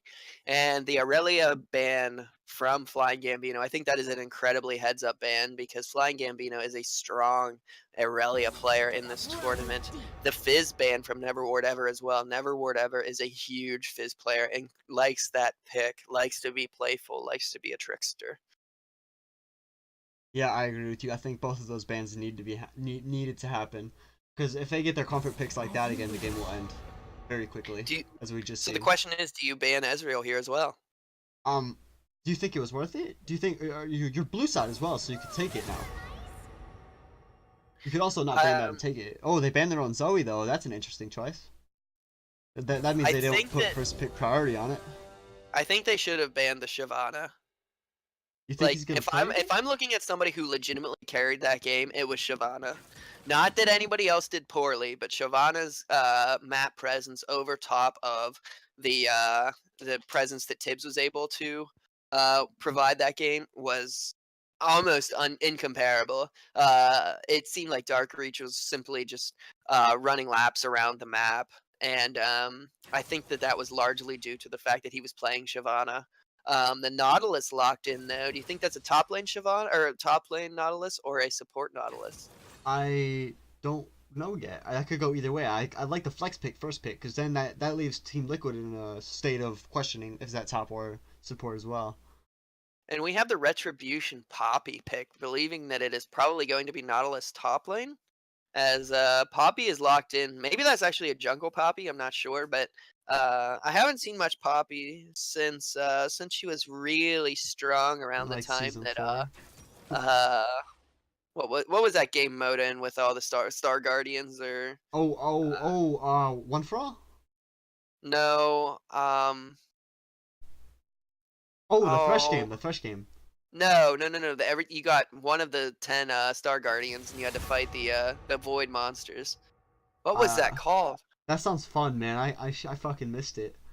I can't chat. If there's anybody in chat right now, we only have 3 viewers. If there's anybody in chat right now, give me a follow or give me some help here. We have one viewer. 2 of us are watching the stream. Let's do at everyone. Get in here for game 2 between Team Low Expectations and Bamboozle, or not Bamboozle. What are they? The Battalion, Bonobo Battalions. All right, let's get a link to man. Bamboozle is one of like so our stuck biggest on rival teams, and I confuse them so much. It's so sad. but we shall see. I'm pretty sure there's a support Nautilus here now that they picked in the Galio as well. Unless they're going with a very tanky composition and they're going to rely on their 80 carry and jungler to carry them this game. What do you think? I'm sorry, say that again. I was typing. I'm sorry. Oh, no big deal. I think that's a support Nautilus because of the Galio lock-in. Unless they're trying No, to. I think that's a Galio mid, dude. Really? Never would ever. Okay, let me give you a book out of Never Would Ever. Okay, a page out of his book. This is insider information for the stream. Everybody that's watching right now, we have 5 people watching. Okay, so some insider information. He takes notes from what I play in my play history, and he saw that Galio. I've been playing a lot of Galio mid, and he said, "You know what? If I want to be as good as Dota, I need to play his champions." And he is playing the Galio because Galio is an incredibly brain dead champion. You want to gain elo, you play Galio. And so because of that, I think he's playing the Galio. It's because of yours truly. Oh wow! So you think you got in his head that well that he's playing it in this match against Team Low Expectations? Dude, I am Callie's idol, okay? He does everything because I make it a thing. And we have right now a Darius. Oh, we have lock-in. a Darius top lane. Yeah, exactly. Let's see ignore some everything else right now. Let's ignore everything else right now and acknowledge the elephant in the room that is Chris playing Darius. Yo, this is either going to be very successful. If that's a Nautilus top, this game is going to have some dunks, man. I am not sure how I feel about Poppy. That is a Nautilus top. And oh yeah, Lulu support. Okay, silver on the Lulu. Flying Gambino electing to take that tank as Chris is looking to put the hurt onto Nautilus. I'm not sure, but I would bet the fact that Darius is heavily favored in this matchup. He's bringing Ignite too. Dude, this is going to be a fun game. This is going to be fun. Oh my goodness, Darius with the Ignite too. The true damage bleed plus the true damage ignite. Dude, he's going full on ruthless mode. Poppy is going to be camping that top lane. Wow. Okay, so if you look at the comp with Kog'Maw, Lulu, Galio, Nautilus, this comp is made for scaling. The longer this game, if this game is 40 plus, I'm pretty sure this Kog'Maw comp will win. What do you think? What do you think about that? I think that you don't think it's gonna last that long, based on our last game? I don't think it's gonna last that long. I think one of 2 things are gonna happen. It's going to be very similar things, but one of 2 things are going to happen. Poppy is going to gank top, and Darius is either going to get annihilated and go like 0-6, or he is going to pub stomp every single member of the Bonobos, and he is going to go 12-4. That's my big bold prediction, okay? He is going to pub stomp or get pub stomp. There is no in between for Chris's Darius. He has blood in his eyes with that ignite. He is looking to go full on Bonobo. He's looking to take a page out of the Bonobo's book. You're right, man. But he also might be taking that, I don't remember, correct me on the rune pages, but there's a rune page that lets you change your summoner spells? The spellbook. Yeah, he might be taking the spellbook as well, so he has the ignite, and he could trade it to teleport whenever he feels like it. Nah, if he's going full man mode, my boy's taking press the attack, dude. Doesn't even care. Is that good on top lane Darius? I would assume it's probably the worst one. But you know what? He doesn't care. He's a full-on man. He may be taking electrocute too because of the 3-hit combo you have. If I was guessing a legit, like not a legit troll, but like a legit build that he's looking to go full on aggression, I would agree with you and say that he's probably going to be taking electrocute. But we shall see, man. We shall see. I want to see that press the attack. That'd be kind of cool. That'd be man. We also have a Kha'Zix in this game. I know. I'm not. Dark Reach is Kha'Zix. I don't know. Is there much to talk about there? It's Kha'Zix. I mean, he leaps on people, and they have an Ezreal, so Ezreal's gonna eat away. I don't think that was a wise choice, because Ezreal was first pick. He knew that. I agree. I don't think Kha'Zix was a wise choice here. I mean, you can jump on Syndra, but she's gonna either blow you up and just press R, or she's gonna Zhonya's. If I had to guess, I'd say they took the Kha'Zix in order to do the submarine play, which is leap in, use your invisibility, and then get the Galio ult right on top of you. If I'm making the big bold prediction for this game, like I said, Darius either pub stomping or getting pub stomped, and Dark Reach and Never Would Ever looking to do that submarine combo at least one time. Well, if you look at my only fear. The Bonobos took a really good composition this game. They have a They lot did, of they engaged. They have a did. lot of. I didn't like think about it, but now that I look at it, they have a very well-rounded comp. The only thing I fear about the Bonobo's composition is the fact that Lake is their entire team.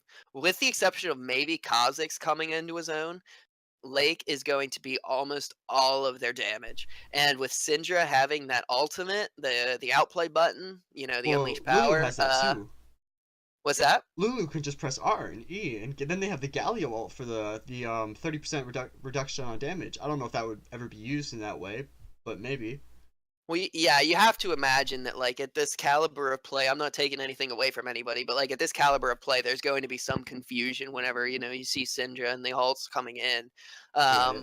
I really don't know that going feed the, or save the Kog'Maw strat is a good here against the Syndra. No, I'm not sure when the Syndra was locked in versus the Kog'Maw, but I think that Syndra into Kog'Maw is incredibly potent, especially whenever you figure in the fact that Poppy can just sit on top of Kog'Maw as well. Oh, you're Now, right. I mean, granted, And then Kog'Maw like 35, 40 minutes in is Kog'Maw. Like you can't get away. Yeah. You're just dead. Yeah. But Dreadnought Darius, man.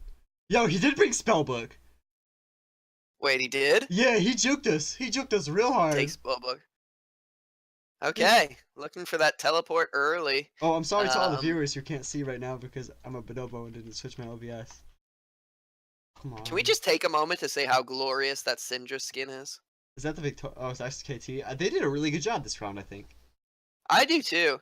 I don't think there's a single SKT or skin that I didn't like. I think their the last time SKT won Worlds, I thought they did a pretty. Riot definitely dropped the ball. You think? I think they dropped the ball last year really hard. Yeah. Mm, I don't know. The only ones that are oh wait, was Zyra that one? That was Zyra, yeah. Okay, yeah, you're right. You're right. Zyra and Vayne were disgusting. Yeah. But I liked Azir, and I was liked, just gonna say, with the exception of Azir's little staff thing, that was pretty awesome. Azir, and there was one other one in that set that I liked, but I can't remember who it was. Oh man, who do they have as their mid Oh, laner? Ryze. I liked Ryze. Oh, Ryze is That's always cool. Easyhoon. I wish they would have gave Vladimir Easyhoon skin. Oh my god. I was so hoping they would have did that at Worlds. That would have been so nice. Dude, Vladimir is actually just like a huge troll. No. Like I get so triggered whenever I see Vladimir. Yo, dude, I know he's so good though. Maybe not anymore. He used to be. Well, we are almost into game as we are 60% loaded for Syndra. These games take an eternity to load, unfortunately, for our viewers. I just want to point out Lake's icon. That Rengar kitty, that actually makes me so happy.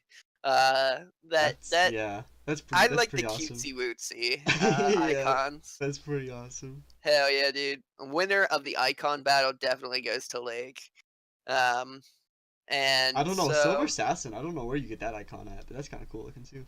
I don't know, but All right. it doesn't look as nice as this kitty. Yeah, and we are loaded into the game, but we got that shitty ass spectator delay. Thank you, Riot. Hey man, we're working on it. Hashtag soon. Anyway, let's see here. We are almost into game. I'm gonna give a countdown. You ready? 5, 4, 3, 2. Ooh. Ah! You were off by 1. The clock got you though. It said 1. All right. So with that, we are into game. And what do you expect to see out of this game? I feel like just because of how bad Team Liquid did last game, no offense to them, I feel like that's going to play a big part in this, in their mental state. They're not going to take many risks, and you're going to see that throughout the course of the game, I feel. Well, we shall see. We shall see. Again, this side of Bamboozle, or jeez. All right, I'm gonna call them the Battalion. Okay, The Battalion. On the side of the Battalion, they are going for the neutral start, whereas Team Low Expectations instead grouping around this bot side jungle. Syndra is still in base. Syndra has not moved yet. I'm not sure if there's going to be a pause coming out or not, or if they've even realized that she is... Okay, there's the Doran's ring by, and she's going to start walking into lane now. An interesting note, if you didn't notice, they put Boner Donor on the support this time. They changed him from the mid laner to the support now. He's now playing Rakan in the bot lane. Oh, they did do that. Who? Oh, it was Silver before. Yeah, they put silver mid now on. Or that no. It was. Wait, who It was Morg. It was Morg. Wasn't Oh yeah, okay, yeah. Morg was in a sub. That's Oh. right. That's right. Okay. Oh, that's cool. So Sky, I would assume that this is low expectations, traditional mid laner now, as you know, his name is TLE. The jungle Poppy getting the start from Thomas and Boner Donor on this for Interestingly Khan. enough, she cleared faster than Kha'Zix did. Huh. You are right, and she started body slam too. Yeah. Also interesting. Oh, top lane, Chris gets the first 3 CS. You know what happens now. Flying Gambino says, whoa, man, just take it easy. The mental game definitely goes in favor of Chris with that Q. We just see everybody farming up here. Oh, it almost looks like Darius has something in mind. I'm so interested in this. Nope. They're just walking around each other. Alright, not much is going on at this point in the game, it seems. They're just all trading. A little bit mid lane. Oh my goodness, the CS lead from Galio on this melee champion against a Syndra. He is up 10-3 right now, completely bullying Syndra out of this lane, as Syndra is just struggling for any scrap of farm that she can get right now. I almost wonder if it was a mistake. If he locked in Syndra and then didn't have the champion to switch back. I'm not. Okay, we have Tibbs coming in, but now there is Dark as well. It is a 2v2 right now. A Sky is there. Sky is likely going to fall. Does not have the barrier flash. Tibbs looking to get Dark on the last hit. There is the Q, but it does miss. Oh, there's the ball coming out from Sky. Sky is now in no man's land as he gets dove on. There is the Scatter the Weak. Tibbs does have the. There is the flash coming out, and Tibbs cannot. Tibbs does flash chase. Excuse me. As Thomas is now in the bot lane trying to fight back Silver. Tibbs does not Is he gonna dive secure the kill, unfortunately, against Neverward Ever. Looking to dive, there's the Q, and does get him. Galio drops as Poppy is now 2-0. As Chris goes a little too ham as Flying Gambino secures the solo kill in the top lane. Unfortunate for the team, low expectations top laner, as everything else was going above expectations in the mid lane. Yeah, Oh, there is the knockout from Boner Donor. It's Poppy is now in the bot lane, looking to gank. Thomas looking to try and make plays in the bot lane. Silver and Lake both forced to, flash and heal our burn. As now Thomas is in the fight. He is trying so hard. There is the kill onto Lake, as now Thomas is slain as well. And Kha'Zix is looking to interfere in the bot lane, looking to go in. Boner Donor trying to save Tibbs' life, does in fact do it, as Tibbs is now level 4 over top of the level 3 from Kha'Zix. Does not have as much farm as Kha'Zix, but has participated in 3 kills now. Oh my goodness. This Galio is just... The CS lead he has built up is insane. 22-6 right now in the game. He's continuing to push him out. Oh, I just got a message saying you need to switch to the overlay. Oh shit. Anyway, I'm going to keep casting while you figure that one out. In the mid lane, we have Dark Reach and Neverward Ever looking to try and make a play onto Sky, who is now almost 13 CS down on Neverward Ever's Galio, as there's just no contest who is winning the overall aggression in this lane, excuse me. Galio, even though he is down a death, is looking to push this lane extensively against the side of Team Low Expectations. Team Low Expectations, though, looking to fight back in the bot lane, as well as their jungle. The jungle pressure from Jungle Poppy, of all things, is actually insanely high right now. That must be a huge comfort pick for Tibbs, as Chris is now trying to push the top lane. Gambino just letting the wave crash into his tower, and the farm will likely even out between the 2 top laners. Is the, I don't have 2 monitors right now. Is Twitch going alright? Let me see here. I'm trying to open it up on my phone at the moment. I do not... Looks like it's okay. Okay. Yeah, it's good. It's good. Yeah, no, I missed a little bit of the game. I am sorry, guys. To the viewers that are watching, I'm sorry about that. Let's see here.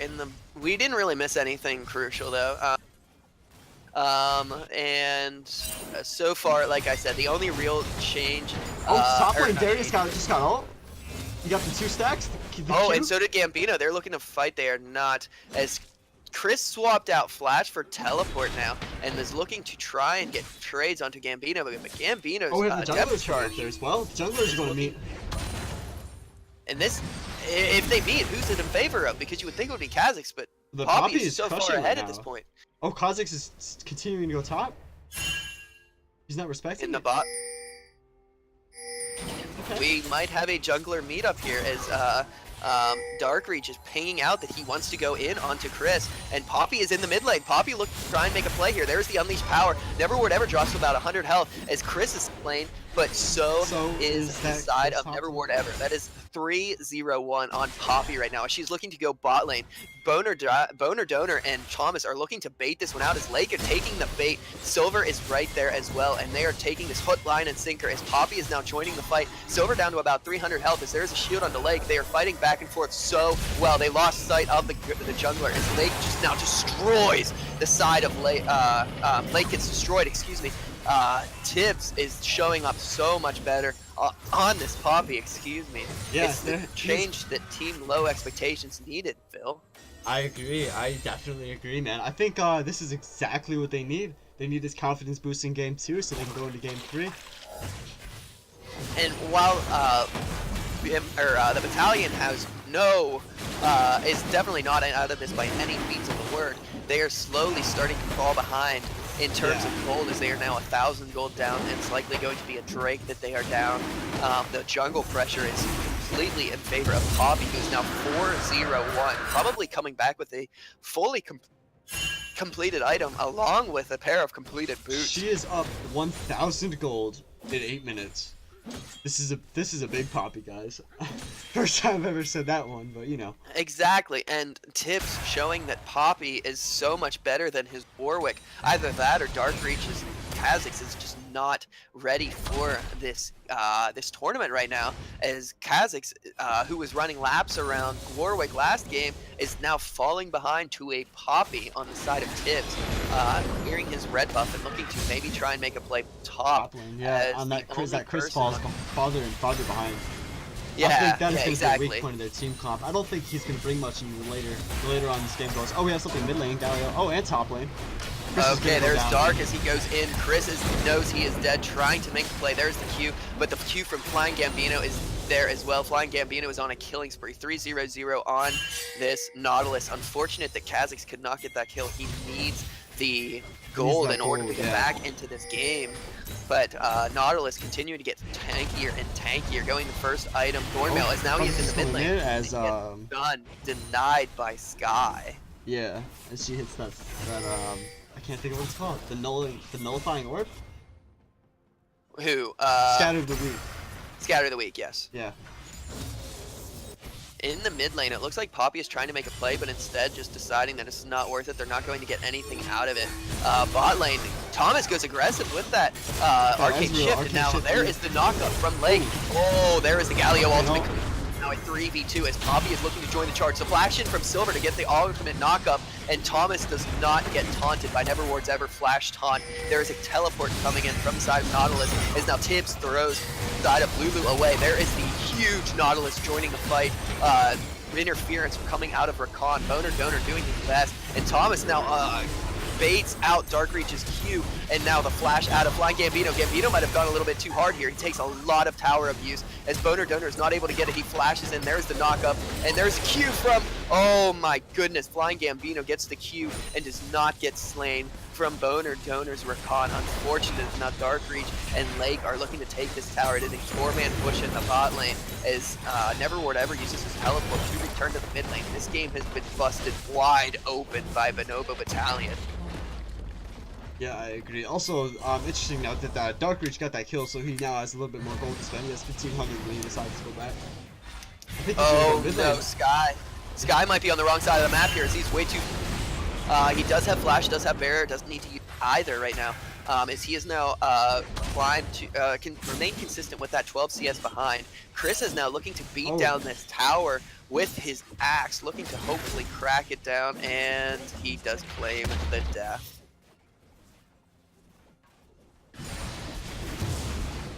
Alright, it looks like we got it over here, just trading. Sky trading with Neverward in the mid lane. Nothing much is happening. Nothing we're talking about. Right now in the bot lane, the tower is, or the wave is pushing towards the side of Thomas and Boner Donor. Not to be counted out yet, even though that play went horribly awry for the side of Team Low Expectations.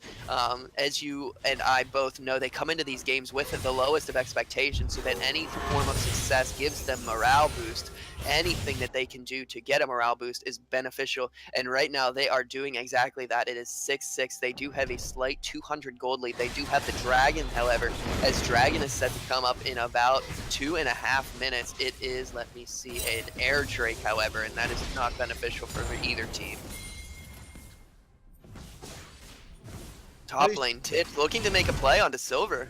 Does not actually get anything done though. Oh, the hook is eaten by Thomas as there is Dark Reach. And Dark Reach is getting so much free damage on the side of Thomas as Boner Donor is trying to run interference for his friendly as Ezreal is now stuck because he has no way to return to his Ezreal, and they're taking so much damage from the isolation. Flying Gambino just running them down. His hook is over. Huge right now. And Dark Reach unfortunately gets the kill, or not unfortunately, fortunately gets the kill for the side of Team Bonobo Battalion as Chris is now trying to run forward. There is the Q onto Lake. Lake is now slowed, and Tibbs is there trying to prevent the flash. Chris is taking dangerously low.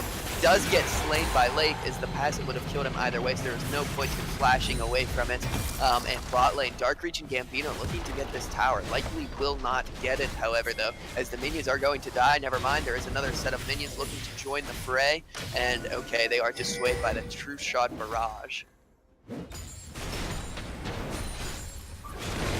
Oh, we might have an overextension here as Dark Reach and Flying Gambino looking to try to take the tower as the rest of TLE are looking to try and get control over the Baron Pit. Good thing that hook didn't land though. That dredge line probably would have proven to be the death of Flying Gambino's Nautilus. Oh, I missed that last play. I'm sorry. I had to take a text from my girlfriend. That is quite alright, my friend. I understand you have priorities in the world. I just wish that your priority was with me. I'm sad. I'm a sad, jealous caster who does not have the full desire of my co-caster, and I'm so sad. I wish I had it. Feels bad, man. In the mid lane, we have again, that 12 CS lead proving to stay consistent on Never Ward Ever, as this Galio is 0-2-0, but is working on the items that he needs to be able to sustain through Sky's burst. Sky dropping him to about half health as Thomas takes the tower shot, and there is the dredge line coming through. Dark Reach in the mid lane, burns the flash out of Sky, and Chris is trying his hardest to defend this top lane tower. Do you think it is going to fall? I think it's over for Chris. I think he's just gotta chalk this one up. It's just oh, that is a huge outplay from the side of Scatter. The week was so big, forcing the flash out of Dark Reach so that the friendly Ezreal could pick that up. Sky, I don't know if you can hear me or not right now, but that was incredibly potent from you. Good heads up play to feed your AD carry a kill and get positioning on this mid lane tower. As Flying Gambino is looking to try and defend this, he is knocked up. Tibbs gets the stun field. There is the joining from Galio, now a 2v3 as Lulu is making this a 3v3. There is no real damage, however, coming out from the side of Gambino, or excuse me, not Gambino, the side of the Bonobos, but it doesn't matter. They have so much raw stats that they are able to survive any form of damage, stalling long enough that Lake can join the fight, and now TLE is forced to get away. It's 4-0-2 Poppy, not looking as strong as the 4-0-2 Nautilus, who gets the hook onto Thomas, but is forced to flash away and immediately regrets his decision. Sky running front. You can see how this Cogmore comp works in the battle here. Oh, okay. I thought Dark Reach will use his ultimate, but I get trolled by the fact that every time he enters a bush, he goes invis. I thought he used his ultimate, and they were looking to make a big play there. Submarine that I predicted hasn't actually happened yet, and as they are pinging, TLE has the wave advantage in their favor. Top and bottom both pushing to tower, so if they all stay mid here, which it does not look like they are doing, but if they would, very likely that they would be able to take this mid lane tower and continue to starve the side of the Bonobo Battalion. Actually, they are joining mid as Poppy is now coming as well. There's the wave clear coming out from Galio, but it might be too little too late as that tower has dropped to a little over 300 health. They're all trying to get to this mid lane tower and try their best to destroy it or save it if you were the side of Team Bonobos. Chris cues the wave, and it is likely going to fall on this push. Oh, they back. Oh man, Dark totally trolled me there. I thought it was over. Okay, never ward ever. And there is no taunt. There is the taunt coming out. He flashes in, gets a 3-man taunt. Never ward ever is backline as Boner Donor is trying his best to get out. Does get out. Darius is huge. Does not get the reset though. The double kill comes out for Sky as Darius falls down, and now Gambino is trying to run interference, gets destroyed by Darius's bleed as the unleashed power comes out. Thomas and Tibbs running interference on Dark Reach. Unfortunate for them that they cannot see him whenever he enters bush. He does go invisible, gains that speed buff. As now Thomas is looking to try and 1v1 Lake, who does not have any mana but does have both of his summoners. Likely not anything going to happen from it. One thing I do want to point out in that fight though is Boner Donor dropping dangerously low, but still getting out alive. Still able to live with 80 HP and is now sustained due to that Water Drake. And Thomas forced to burn his flash from Dark Reach, who rejoins the fight. Oh, Dark Reach. Oh, reaching a little too far there, my friend. This is quite the game we have stacking up for us. Less than 1,000 gold on either side, a gold difference on either side, both 2 turrets down. So run through the game for me right now. Oh man, what's gonna...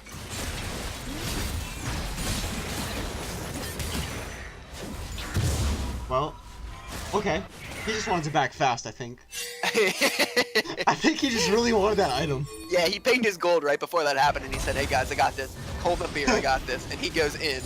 Never Ward Ever is looking to try and farm in the mid lane, has now grown his CS lead to above 20 now. Nothing to be scoffed at by Sky though, because Sky was allowing his mid lane farm to be taken by the rest of the team so that they could take that mid lane tower. So overall, the 3 kills in favor of Syndra has given her almost 1,000 gold. She is now 800 gold above her opponent. Definitely doing a lot of work on the Syndra pick despite being bullied out of the lane early.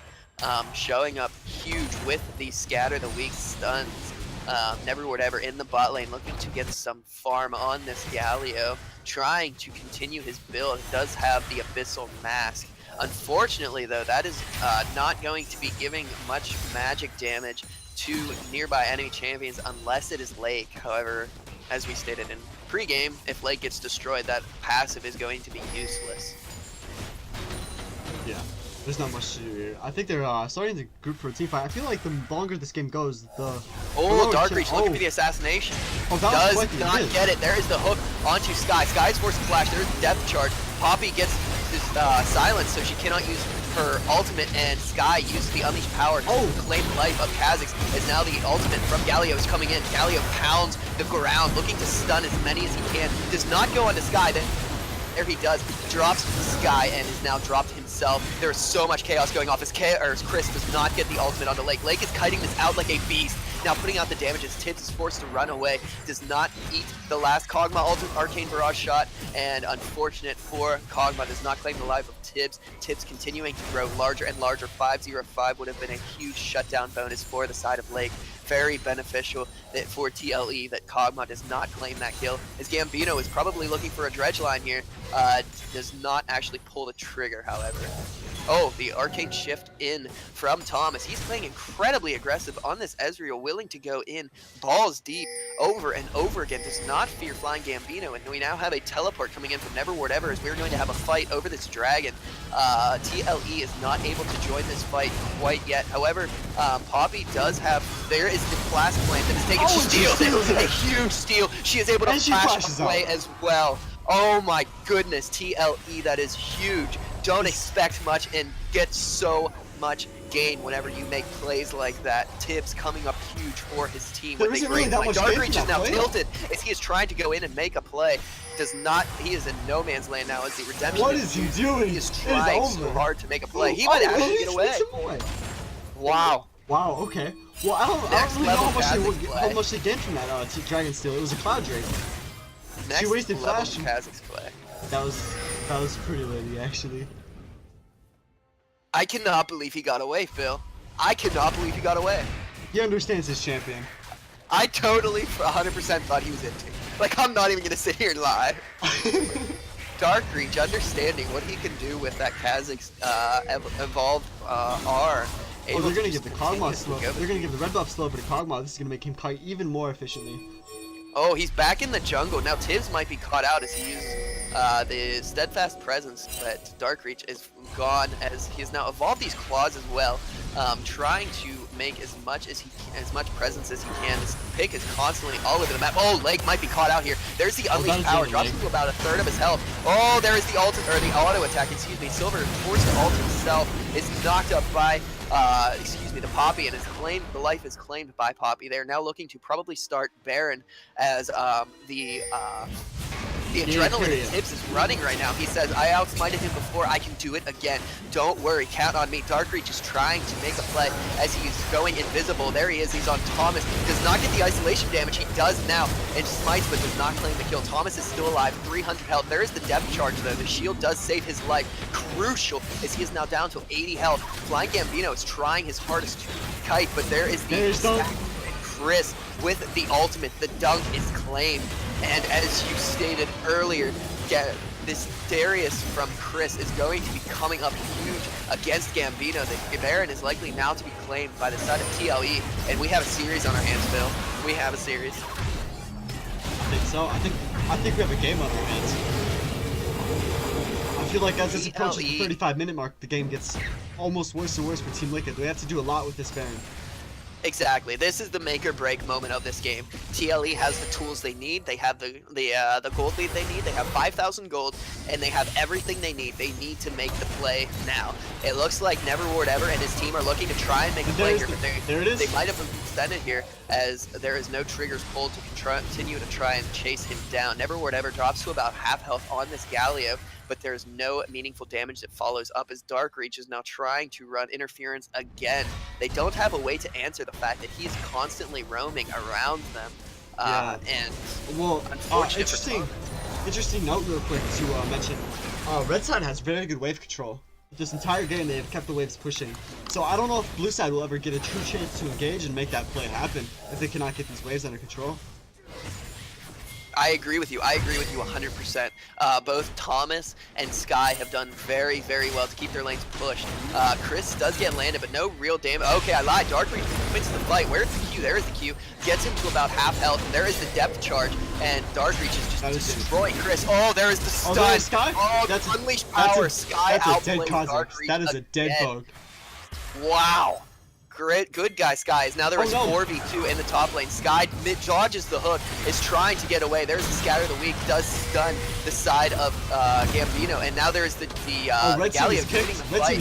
Tibbs is trying to take play onto Lake, but it is not going to be enough. Ejects him from the fight. There is huge redemption coming out from the side of TLE as Syndra is still trying to back desperately, gets polymorphed, gets taunted, is getting destroyed.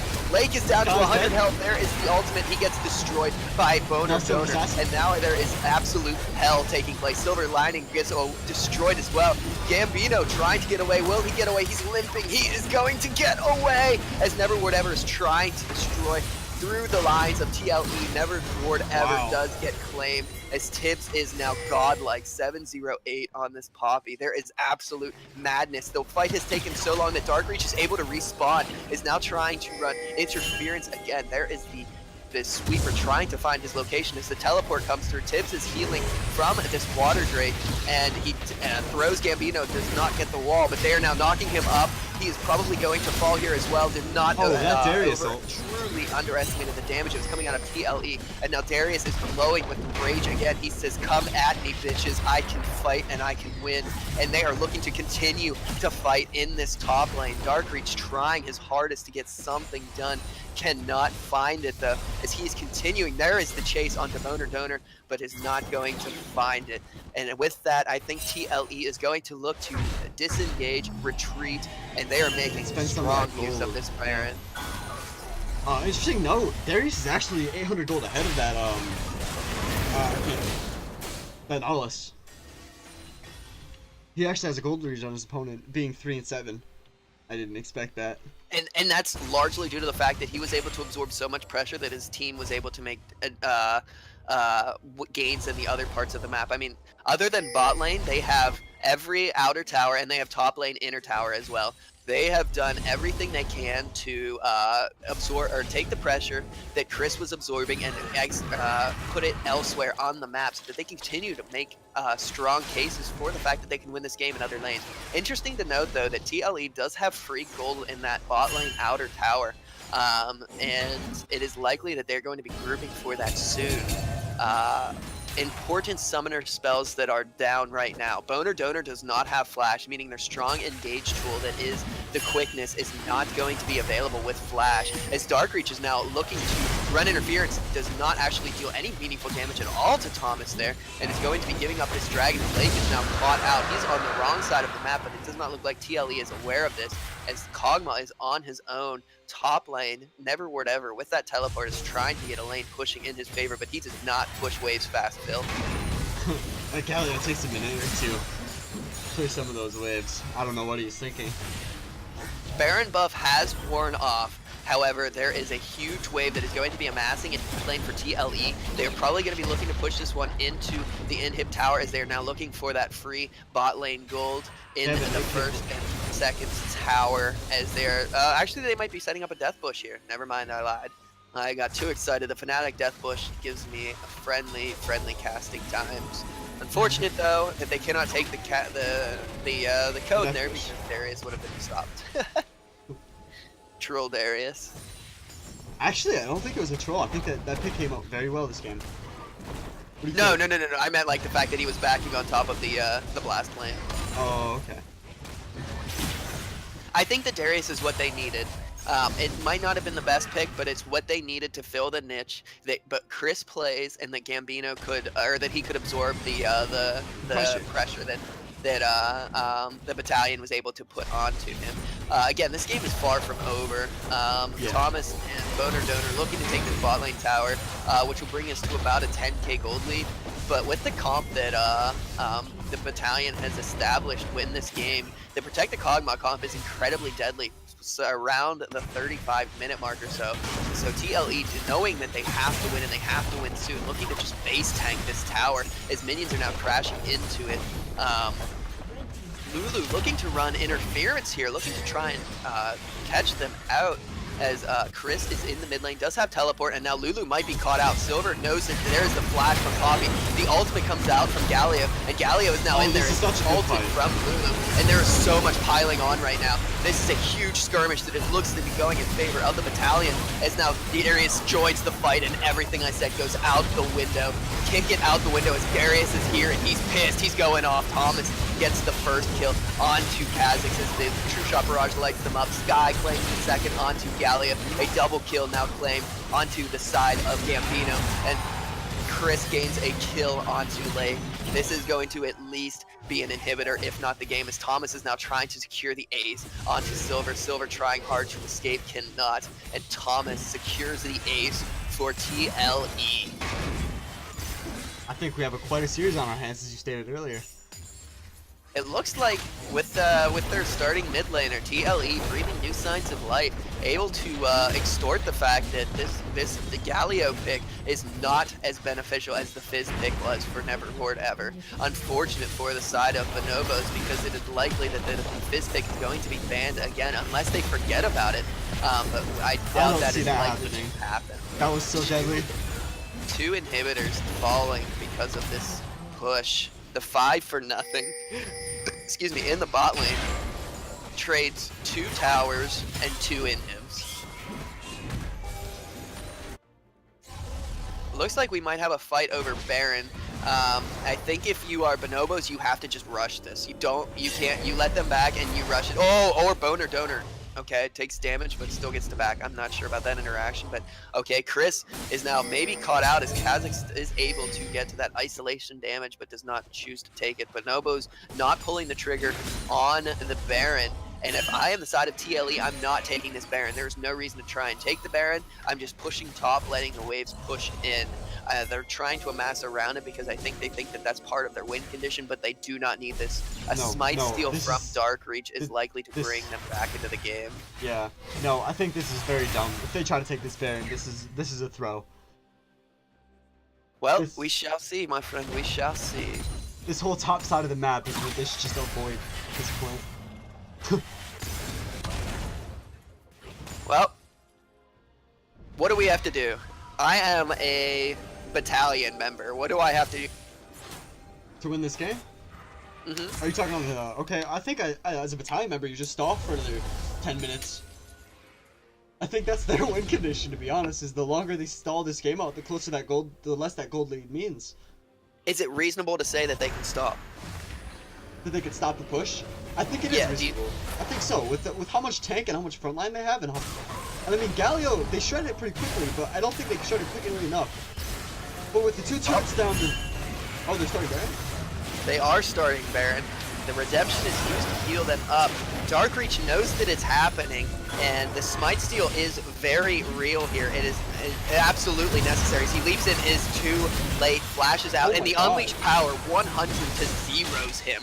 Absolutely absurd damage coming out of the side of Guy. The outplay button is far too strong as Tibbs and the rest of his team are looking to push through the mid lane. They have minions coming in the bot lane as well. There's a huge wave in the top lane that they are going to take this inhib, and it is likely, as you said, game for the side of TLE, and it looks like it is going to be 1-1 game 3 territory as we enter.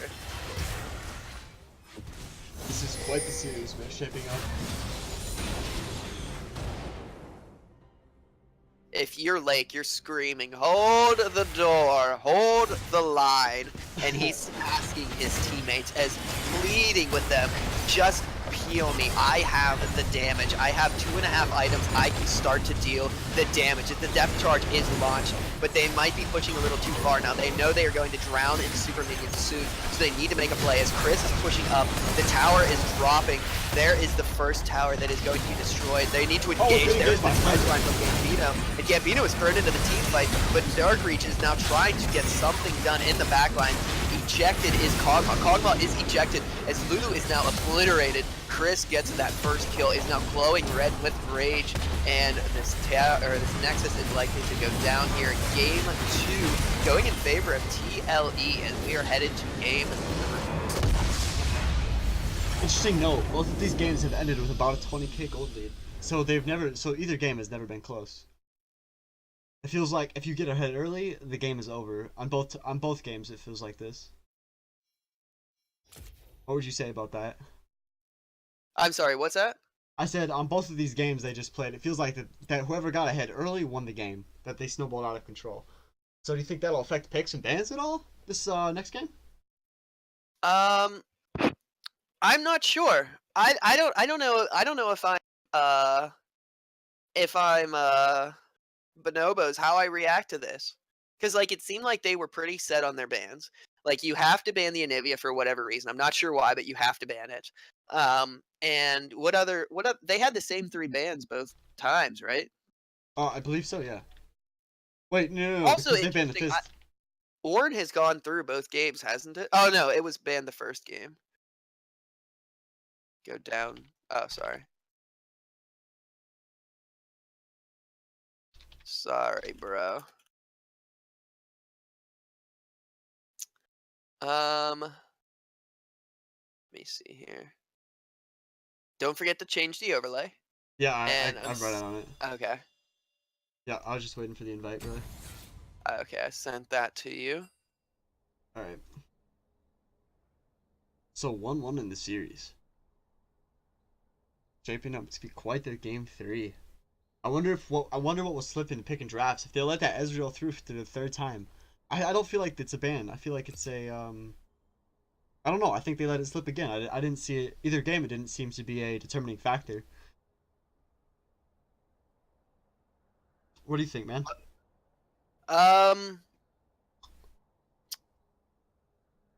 Again, dude, I'm not sure. Like, I don't know what either team needs to do here. Like, I think If I think the Team Liquid needs to ban again. They need to get rid of that Fizz and they need to get rid of that Irelia. If they show up again, the game is over. I agree with that 100%. I agree with the fact that Aurelia definitely took over her game, and I think that Fizz took over the game that he was in as well. But as far as the um, Yeah, Ezreal? as far as the Poppy is concerned, I think you Oh, might you want to might get want rid to of take. that. Yeah, because that was quite a surprise. I liked watching that game. And if it draws a ban, that'll be the most unlikely ban probably in our tournament. But I mean, it might be unconventional enough that it's worth the ban. It's much like the fact that the Gigabyte Marines drew a Blitzcrank ban in their game 3 and a Leona ban. Like they Oh, drew these Jesus. bans that like You didn't see were coming. were total trolls because they played it the game before and just wrecked face on it. So, but I don't know. It's possible that they just leave it up and that's that. So I don't know. I could be talking on my butt. But anyway, Everybody is ready for game 3. Are you ready to go? I am ready. All right, let's start her then, because these guys are impatient. Oh my God, relax, brother. He's ready to kick some ass. All right, what do you predict? All right, there's the Anivia again. Interestingly enough, it's been the first ban all 3 games. Nobody wants to see that. Nobody's letting Ward play that Anivia. I'm not sure why. I'm just throwing it out there. Maybe Never Ward ever can't play it, but whatever. Or play against it, but whatever. I mean, it's not my pick. There's the Fizz ban. That's expected. I expect the Irelia ban next as well. Want me to wait while you go? There's There's that the Poppy ban Poppy that you were ban. talking about. Yeah. Okay, well, setting up that Poppy ban. Who do you think they'll take in place of that now? Who do you think he plays next? Do you think he plays that same kind of tanky but kind of can move quickly, or do you think he just switches it up completely and plays something like Rengar or Kha'Zix? Well, so far he's played 2 fighters between Warwick and Poppy. I think that he'll probably keep that up and play something similar to maybe a Vi or maybe a Shyvana if he's able to get it. We shall see. But if I had to guess, I'd say it's probably like a fighter, but those 2 champions are coming to my mind. Maybe Jax, but I doubt it. Again, maybe Oh. Udyr, but I doubt it. Oh, interestingly enough, they decided to ban the Ezreal this game. They aren't interested in playing against it. I guess they thought it was so successful in the first game that it deserved a ban. Interesting. Yeah, especially whenever they have first pick and they can take it. Yeah, right. If they value it that much. And the Nautilus, which is not You're going to be that Nautilus flexed. again, because he played Glow. Yeah, he's a top lane Nautilus. That was quite the game. Do you think he picks the same champ again or no? I don't know if you take Darius into this. I don't think you have to take your top laner right here. I think they probably will take top lane. Yeah, the Jax, just because they feel like they need to. That's but like, there's so many stronger picks right now. Xerath got through, and neither team is playing Xerath right now. I can't think of any other huge picks. I would imagine Sky picking that up. The way he's played the last couple of games, Xerath seems like a champion he would play. I agree. I could see Sky playing that. He's too strong of a champion to either let through and not ban, or to we have like, dodge here. just ignore it. Oh no. And okay, it is a Jax jungle. Yeah. Or maybe it's a mid lane Malphite. I don't know, but I doubt it. I think it's a Jax jungle Malphite top. Well, Jax jungle. Jax jungle, Logan. We have another caster come in real quick. What do you think about it? This is your main. This is your one trick. What do you think? Do you think this is gonna be successful in the 3rd game of the series? I don't know. I'm low elo, so you know. Yeah, it works on low elo if you're hard carrying, but that's all I know about it. All right. Well, there you go. It works in You heard low it here, elo. folks. So take it into your solo queue games. Oh, he picks up the Tristana. I like that. I mean, it does fit in with the style that he's shown so far, which is fighters, has a moderate. TC. Yeah. Yeah, I agree. I think he will have another good game. I think he will have another big game. That Braum Tristana, they just blind pick their bot lane and say, fuck it. I don't care if you counter pick us. I feel confident enough in this lane. Oh, Sky brings out the Cassiopeia. He got some changes too. I am so excited about this pick. So they're saving their bot lane. Yeah. So I don't know why. Pick. You could have just kept your mid laner because you know what their bot lane is. Braum Tristana. That's not optional. You know what I mean? You can't flex either of those champions. There's no reason to take your mid laner here. You could have took him last pick and got a counter pick in. Maybe he's just so confident in his Cassiopeia, he says, I don't care. I will beat you, and I will make you regret the day you didn't ban this champion. I believe it. Every Cassiopeia I've ever met in ranked feels like they're scripting, so you know what I mean. It's a fun game. Oh, dude, they definitely are. It's like Schrodinger's cat. It's like Schrodinger's cat, bro. No, dude, Either when you they're see on your team and Karthus, huh? it's like seeing a Karthus in game. You're like, oh shit. Yeah, if they're on your team, they do awful. If they're on the enemy team, Oh my they god. they just solo carry the game. Riven, literally Riven, dude. Yeah, exactly. Alright, so it's interesting. I wonder what they'll take for their bot lane here. Maybe it would be kind of cool. I'm wondering if you'll pick up the Lucian here against Tristana. I don't know if you'll play that though. Most of his champions have been auto attack based. So a caster AD carry, yeah, he'll pick up the Kog'Maw again. Oh, Okay. what if they're saving the last pick for a one of the Malphite support? No. You What if it's the sure? most easily countered supports in the game, Oh. Soraka, and they're waiting to make sure they can play it into it? Janna? Oh, it's a Janna. That makes sense. Okay. That's some good disengage. They're gonna go with the Kog'Maw comp again. Oh wait, no. I just lied. That's the other team. Rip. Kog'Maw Janna against Tristana Braum. I feel like Tristana Braum is gonna push them on the tower all game, but Kog'Maw Janna should theoretically farm up and become that monster if he can stall the game long enough. Neither of these games have gone over 35 minutes though. I wouldn't know why you would pick for the late game. It has yet to go that far.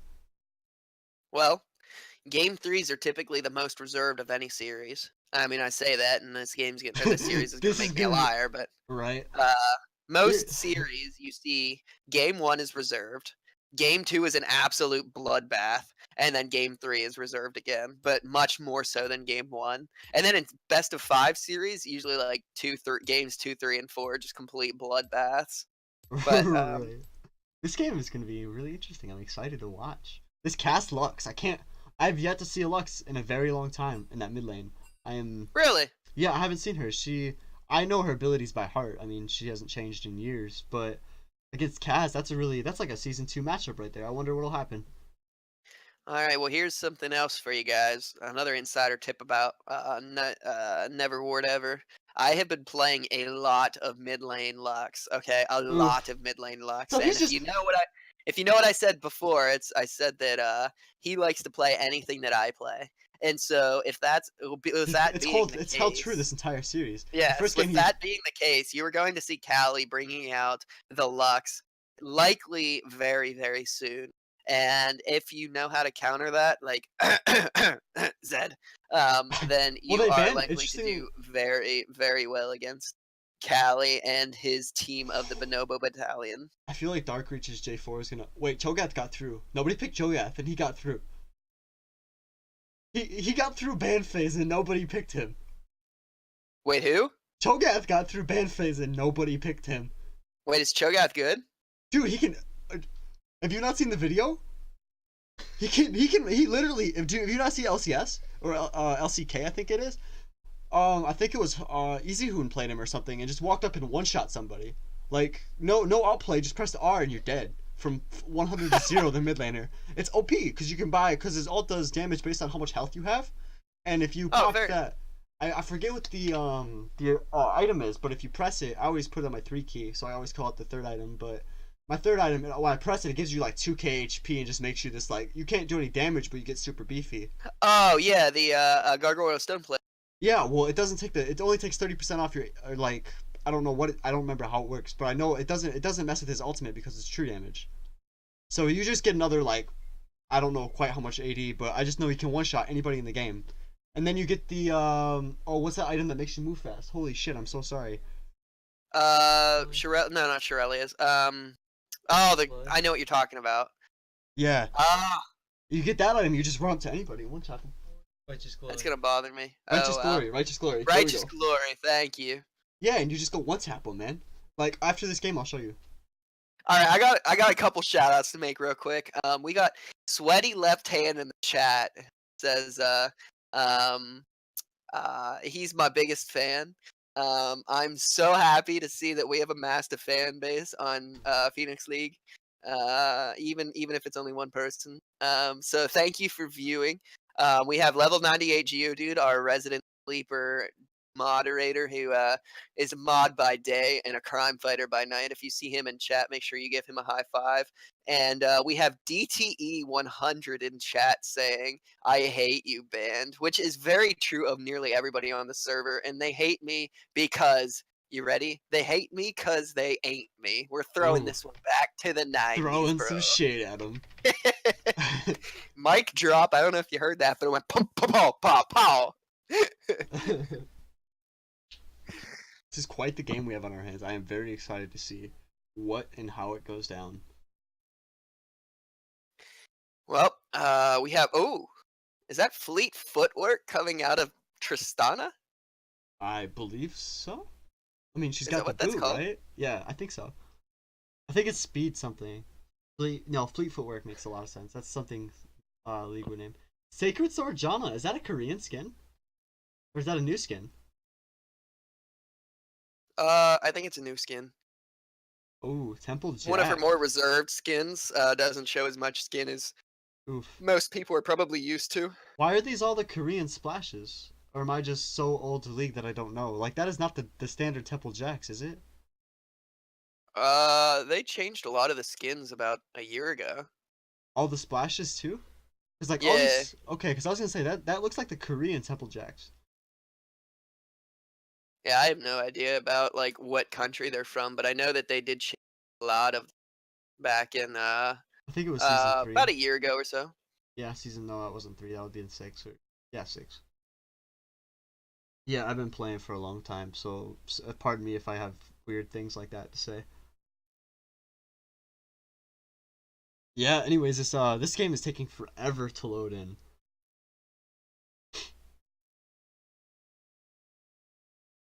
Well, such is true. So I'm going to talk about AGDQ again. We're a half hour into a 120 shine run on Super Mario Sunshine. So if you're tuning in right now, we appreciate you. We love you. But after this, make sure you go tune in to the AGDQ marathon. Give our people some money for some cancer research. Be the one person that might actually found the cure. Hopefully this year we break 2 million. Whether or not we do or not, I don't know. But we're in game here. Let's get it started. Is that actually Phil. a donation going on DHCP right now, or DHCQ? Yeah, AGDQ. Yeah, they raise X amount of money every year, every 6 months for That is cancer awesome. research. I did not know that. Yeah. That makes that so much more better. I feel like Dark Reach is about to have an amazing game. As well. I just want to state that now and get that out in the air. I feel like what? I feel like Dark Reach is about to go off on this J4. This feels like a comfort pick to me because the way he played his first game, this just feels like a comfort pick champion. All right, Phil. I'm gonna introduce you to casting in the Phoenix League. Okay, we have a long-standing tradition. Whether or not people adhere to it is beside the point. But we have a long-standing tradition. It's called the Sarah Cruz Special, and basically it says that if there's a game 3 or a game 5, you make a bold prediction. And I'm talking like bold, and you start us off, and then I'd take the second prediction. But what's your bold prediction for this game? My bold prediction for this game is that I think the game is gonna end with a 20k gold lead either way. I know this is a fact. That isn't my prediction. That's just a statement. I think my big prediction is J4 is gonna have a big game. He's gonna die less than 5 times. Define a big game, my friend. How many kills? I'm saying solo queue game. We're talking 20 plus kills. Just Okay, I like it. Okay, I'm calling 3 kills on Braum, and I'm calling 3 kills on Braum before Lake gets a kill. Oh wow, that's what I'm calling. So you're saying John is gonna take 3 kills? No, I'm saying Silver's gonna take 3 kills. Braum is going to take 3 kills before Lake on this Tristana is going to get any. Okay. I thought Karma was. That's my big boy prediction. Okay. I like that prediction. Oh, Chris. Interestingly enough, Chris went back to the Malphite even though he had no success on it through the first game. Well, we shall see. He must be really comfortable on this pick if he's willing to pick it into Flying Gambino's Nautilus, because last game that Nautilus was actually terrifying in lane. Yeah. Well, he was terrifying all game. He was making some amazing hooks with that Q he has. Oh, it's an unconventional top lane pick that I think is strange enough to just strange enough to work really well. It's really strong in the support lane right now, but and we have both junglers looking to collide in the lane. Never mind, I lied. I think Chris is gonna take it. I think J4 is just chilling. You think? Maybe. Or they're just trading Raptors. Well, he's gonna Sky looking much more comfortable on this Lux pick. Instead of the oh, you mean over the, or yeah, excuse me, on the Cassiopeia over the what did he play? Orb Lady. I can't think of your name. Sailor Moon Lady. Sailor Moon Lady. Yeah, dude, Sailor Moon. We need some Sailor Moon. Oh, we got a stun. Jack C going off on win. Lux is trying to get away. A flash and heal. Both summoners are burned. They'll take advantage of that if she doesn't die. She does die. There is the the execution. And Tips claims the first blood. Reach. He does fall to. Oh my god. What did I say? Okay. He's gonna go off. You gotta watch out for him. Okay, so the spam question mark pings in the mid lane as Jarvan does use his flash in order to secure the kill. Does not think that the red buff or the minions are going to kill the side of Tibbs on that Jax. Unfortunate for the side of TLE that Jax did fall there, as that is a huge swing for the jungle in favor of Dark Reaches. Now Dark Reach is level 4. And he also has quite a bit of gold to back on. I bet you he buys a oh my god, why can I think? The Black Cleaver Phage. Ah, yes. Probably, I would assume so. I mean, like, look at his gold right now. He has 1,600 gold. In the bot lane, we have, you would expect more of a CS lead. At least I would expect more of a CS lead in favor of Tristana, but it seems like Kog'Maw is holding his own in this lane, is able to do well, as Cassiopeia purchased a tier and is now fighting very well against this Lux. Lands the Q, gets the speed buff, is now chasing Lux down. God, there is another Q. Lux is going to fall here. Lux does not actually die. Not expended. A little bit going on the bot lane there, not much to talk about. Top lane, Nautilus is going to get pushed in. He's going to have a hell of a time sitting in the tower with that big old 0.73 attack speed. We got Alright, so real quick before we go any further, there is an icon, eye icon in the top left or bottom left corner of the screen. Do me a favor, click that, and then click scoreboard, and then click the eye icon again. Scoreboard? Yeah. Check the one that says scoreboard. Alright, we're gonna press A. And then press the eye icon again. Okay. And then whenever a fight breaks out, you just press A. Okay. Alright? Alright. Alright, so we're back into the game as we are continuing the top lane skirmish. Oh, Flying Gambino is stuck. Cannot move. There he is able to move. Never ward ever, down to about a third of his health as the Q does land, and now Sky is on the chase. There's one more. There it is. The solo kill coming out from Sky's Cassiopeia, looking much stronger into Never Ward Ever, as Never Ward Ever is now 0-2 on this Lux. Unfortunate for the we got the junglers meeting up. Oh my god. Is this where your prediction comes alive and well, my friend? It is not. As they fight over the Scuttle Crab, it is taken by the side of TLE. Smite is expended by Tibbs in order to secure that. Boner Donor was there in order to run interference for the friendly jungler. Oh, interestingly enough, Trist used her E to clear that wave so she could get all the minions with that E proc to do more damage. Quite a smart idea, I guess. I don't know, I didn't really need attention drawn to it. That's okay, that's okay. That's what this is all about, dude. Drawing attention. Don't need drawn attention to. You know what? The only thing that needs attention to is the fact that one team is going to win, and what team is that going to be? We don't know. We just try to make this as interesting as possible, my friend. So if you want to lose your mind over a ward kill, have at it. I love it. Makes me happy. Alright. Anyway. Nearly pushing that bot tower by late. On this side here, they're going to try and push that bot tower. John is going to use the shield. Not much is going on. Just a little bit of CSing up top lane. We got a nice wet noodle fight in the top lane, though. Yeah. Interestingly, Gambino his teleport will be up in about 3 minutes, whereas Chris still has his and has not yet backed into this lane. Not sure what he's waiting for, but has not backed yet. Does not have any mana, but does have the health to sustain through pretty much anything. Still has his health pot as well. As now Jarvan is making a push into Tibbs. His jungle is level 6. Oh. Sky is looking to try and take on Neverwhatever, but knows that Jarvan is there. Oh, Silver saying, looking to make my 3-0 prediction to a reality as he's in the mid lane. Unfortunate though, it does not happen. As now Neverwhatever is looking to push this mid lane. Lake is pushed down to about half health as Kog'Maw is able to free farm in this bot lane. The pressure that Sky is able to absorb gives Thomas a huge push in the bot lane. Very beneficial for the side of TLE. And they're just gonna transfer Blue over to that mid lane on Cassiopeia, give her a little bit more power, push out that Lux. This Cassiopeia is going to be terrifying. Yeah. It's going to be a huge factor in this game, either one way or the other. I'm thinking that TLE Sky is going to go off really hard this game. I feel like he may have. And there is the gank from Jax. Jax is looking to go in there to flash.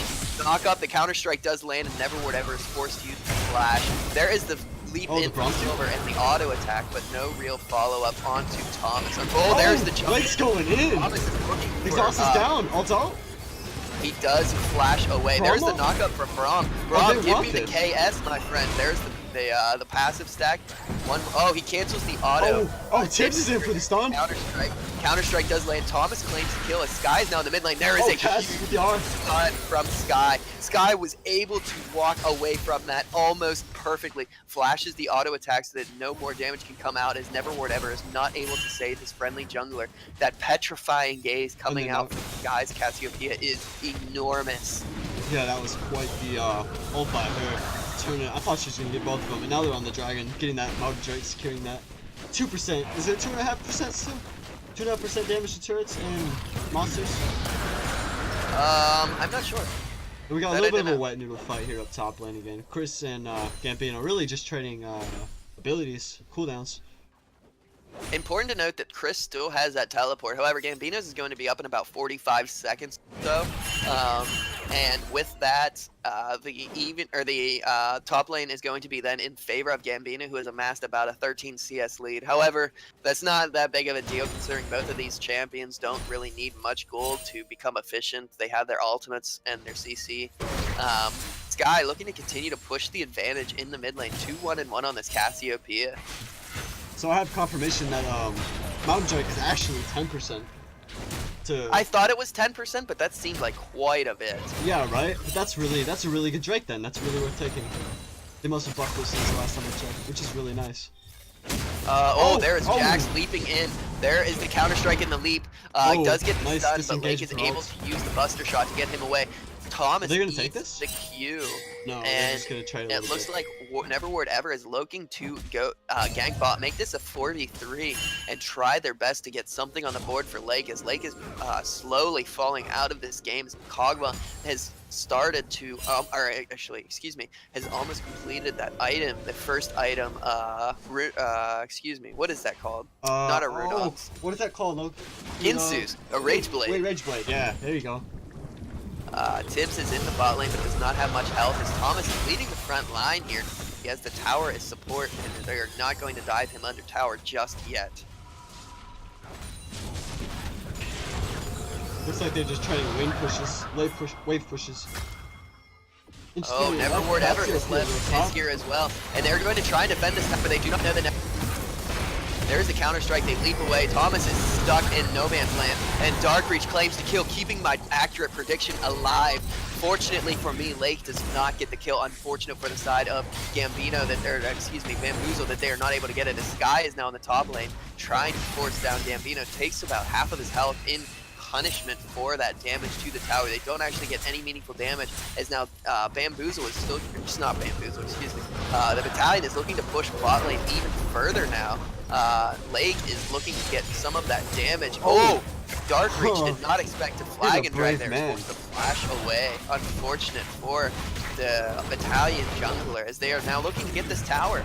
Oh, Chris and Gambino going at it. Another wet noodle fight up top lane. He's simply just trying to stop the port. And with that, the Battalion is able to get that bot lane tower. Bonobo Battalion able to make plays here. Oh, there's the Gambino dredge line, but no real damage likely to come out here. Here's the Chris might die here. If he hits that dredge line one more is down time. to about 400 health, but does have access to that unstoppable force, so a tower dive here would be very unwise. As we've seen, he likes to hang on to that ability. He'll take the death over hanging on to that playmaking ability. As we've seen in the first game. You are correct with that. Fortunately for him, though, Gambino does not have much mana to stay in a fight here. He does have the ability to use a Q and an E, and that is about it here. Looking to back, does have teleport to get back to lane, but probably won't need it. Will likely be able to simply walk back to lane because of the way the that the minions are in the lane. Excuse me. It looks like we have a blue. It looks like we have blue side pushing up mid lane here. It looks like they're going to try and get something in return, or going to try and push their advantage a little bit more. I'm sure they have quite the gold lead here at this point in the game. They're about 3K, really not much. Mid lane tower taking serious damage as Lake is looking to push this down heavily. Darkreach uses the flag to try and give not try, but to successfully give his teammates attack speed and to push this tower over in the mid lane. As right now the hero in this game is simply tower pushing prowess for the side of. Oh, he stops the vehicle? Top of Chris might die? Chris's flash is now gone. He uses flash instead of unstoppable force. That is an interesting decision coming out of the side of Chris, who still wants to keep hold of that ultimate. He likes the playmaking ability because he's shown time and time again he does not want to use that ability unless he has to. Exactly. And Tips smells something in the water. Does get stunned. There is the. He uses the counter strike, and Boner gets the shield off.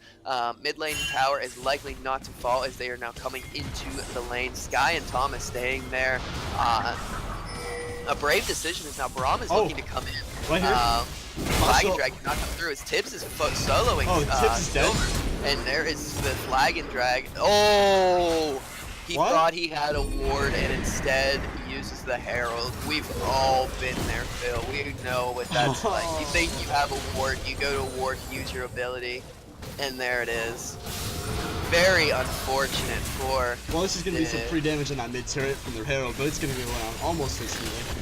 Yeah, the Bonobo jungler definitely slapping his head right now. Unfortunate for that move. That play is now essentially for naught. The gold, however, in favor of the Bonobos right now, about 2K. This is quite the game. I said this is quite the game. This is shaping up to be. Much more calm than we've seen the last two games. I would say the aggression comes, but it's in more spurts and quicker, and it's going to be much more team-based game. It's much more controlled. Yes. Tibbs with the pick on ward. Whatever might be caught out here. He is forced to flash. There is the root. Man, they dropped it. That is a huge unstoppable. And now she's grounded. She cannot get away. Lux is. I thought the Janna ultimate saved her. This DOT from Sky claims the life of never ward ever. And now Darkreach is trying to fight against Cassiopeia, but does not have the damage. Cassiopeia. Guy is just putting out so much damage on this champion. So now we see why Chris is so greedy with that ultimate. He makes some good plays with it. That was a huge play from Chris to be able to set that up. A 3-man unstoppable force for his team leading into a petrifying gaze. I'm not sure if she got any stuns with that or not. I didn't see. Did you? I do not know. I know that it was. I know that it was. Gambino is falling, going to push that lane out while they're taking the top outer. He's getting some free damage on that inhib turret. It will regen some of that back, but I don't think it'll be meaningful before they get back on that turret down there. And it looks like TLE is looking to try and stay in the top lane. Tibbs stops the back. I think this is dumb. I think Gambino wins this. I think Gambino wins. Oh my gosh. Why would you do that? He tunneled on. No. He tunneled on the fact that he wanted to stop his back, but he vastly underestimated the amount of damage that the Nautilus brings to the table. And now Nautilus is able to push another wave. There's the Q onto Chris, and there is the flag and drag. He's knocked up. Unfortunate for the for the top laner, for TLE, as his life is now claimed. This is now Cloud Drake for them as well. My prediction is still alive, my friend. 0, 1, and 2 on Lake's Tristana. Unfortunate, though, that Braum has not claimed the kill yet. Darkreach can still do it if he goes off right now. It can still be. It can still happen.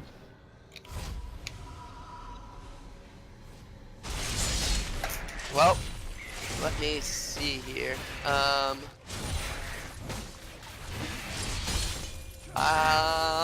sorry, I just had a quick lull in the action. I dropped the bottle, and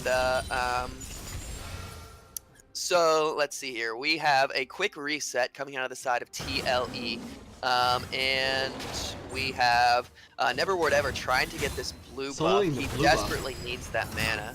I don't think he does. I don't think he needs it worth the health he's going to lose trying to solo it. I think that was slightly greedy. He's going to lose. The waves are going to push a little bit where he could be more valuable somewhere else. Lux has naturally good mana sustain, especially with Morel and Omicron. Maybe he needed the gold. Maybe he did need the gold, but even the CDR, I mean, Lux definitely burns through the mana like none other, unfortunately. If there's a mid laner that burns through mana, it's definitely... Oh, the teleport from Lux, or from Chris, excuse me. Yeah. Not even close. Not even. Caster's fatigue, man, it's starting to set in. Yeah, it's the third game of the series. Right now the game is very, very close. Only 1,000 gold separates these two teams. As Chris and Gambino are gonna go at it again. Interestingly enough, you can't really. Oh my goodness, Hero Sky in the mid lane trying to make a play. Does not actually use the petrifying gaze though. Might have actually been able to take that tower. I don't know if this is wise. Yeah, all right. I don't think Chris can fight him one-on-one, actually. Now trying valiantly to fight. The wet noodle fight is going back and forth. These noodles have not been boiled long enough. They're not able to break. They are just going back and forth. As the mid lane fight is continuing to brew, there is a Q, the dredge line coming out from Gambino as Chris is forced to retreat. His mana levels are waning. And unfortunate for the TLE top laner as Gambino is able to continue to push this 2 levels ahead of Chris on the Malphite. The sheer abuse that Nautilus is able to exert onto Chris is magnificent for the side of the Bonobos. Now Word Ever trying to get a hero Q does miss the binding. Oh, Tibbs is top lane, he wins this fight. Oh man. There is, Cassiopeia in the mid lane. I thought she was going for a quick petrifying gaze there. She continues to bait me. I'm excited for these fights to start as she is not afraid to frontline for her team. I'm going to make Chris a prediction. The next big fight starts with her being greedy, flashing eye. Okay, I like it. Where is the ultimate coming out from Chris? Silver is now cut off from his Tibbs team. and Gambino are going up top lane. Tibbs has got quite the advantage here. He just popped the ultimate. Gambino is over. Why did he walk around in the back way? Scared maybe of a flank? Unfortunately, Tibbs does not have the mana to keep that fight up. And it looks like Bonobos are forced to retreat. It almost looks like they're going to collect some CS here. Just to get some gold up and keep that circulation going. It's only a 2k gold lead here. Interestingly enough. Oh, Sky getting this blue buff. A crucial exchange for the mid laner of the team TLE. Unfortunate for the side of Never Ward Ever, as he does not have that blue buff anymore, and they are now trying to run down Never Ward Ever. There is he gets to enjoy the gray screen. I just get the unstoppable force from Malphite. Lux, unfortunately, this game is not showing up as well as the Fizz as well. Now 1-4-1 on this Lux pick. Has not been able to deal the damage that his team needs. Fortunately for him, though, the rest of the team is able to pick up the slack in this game 3. Dark Reach definitely showing up much better than on this Cataclysm. They're trying so hard to defend this tower. There's the Flag and Drag. Thomas splashes, but there's the Cataclysm. As the ultimate from Jenna does not push the 2 out. Malphite's going to go down to the auto attacks by Tristana. There is so much damage coming out right now from Sky. There is the Flash, Flag, and Drag, and Thomas is still alive. He finally gets taken down. His leg leaps in. Sky is now trying to get away.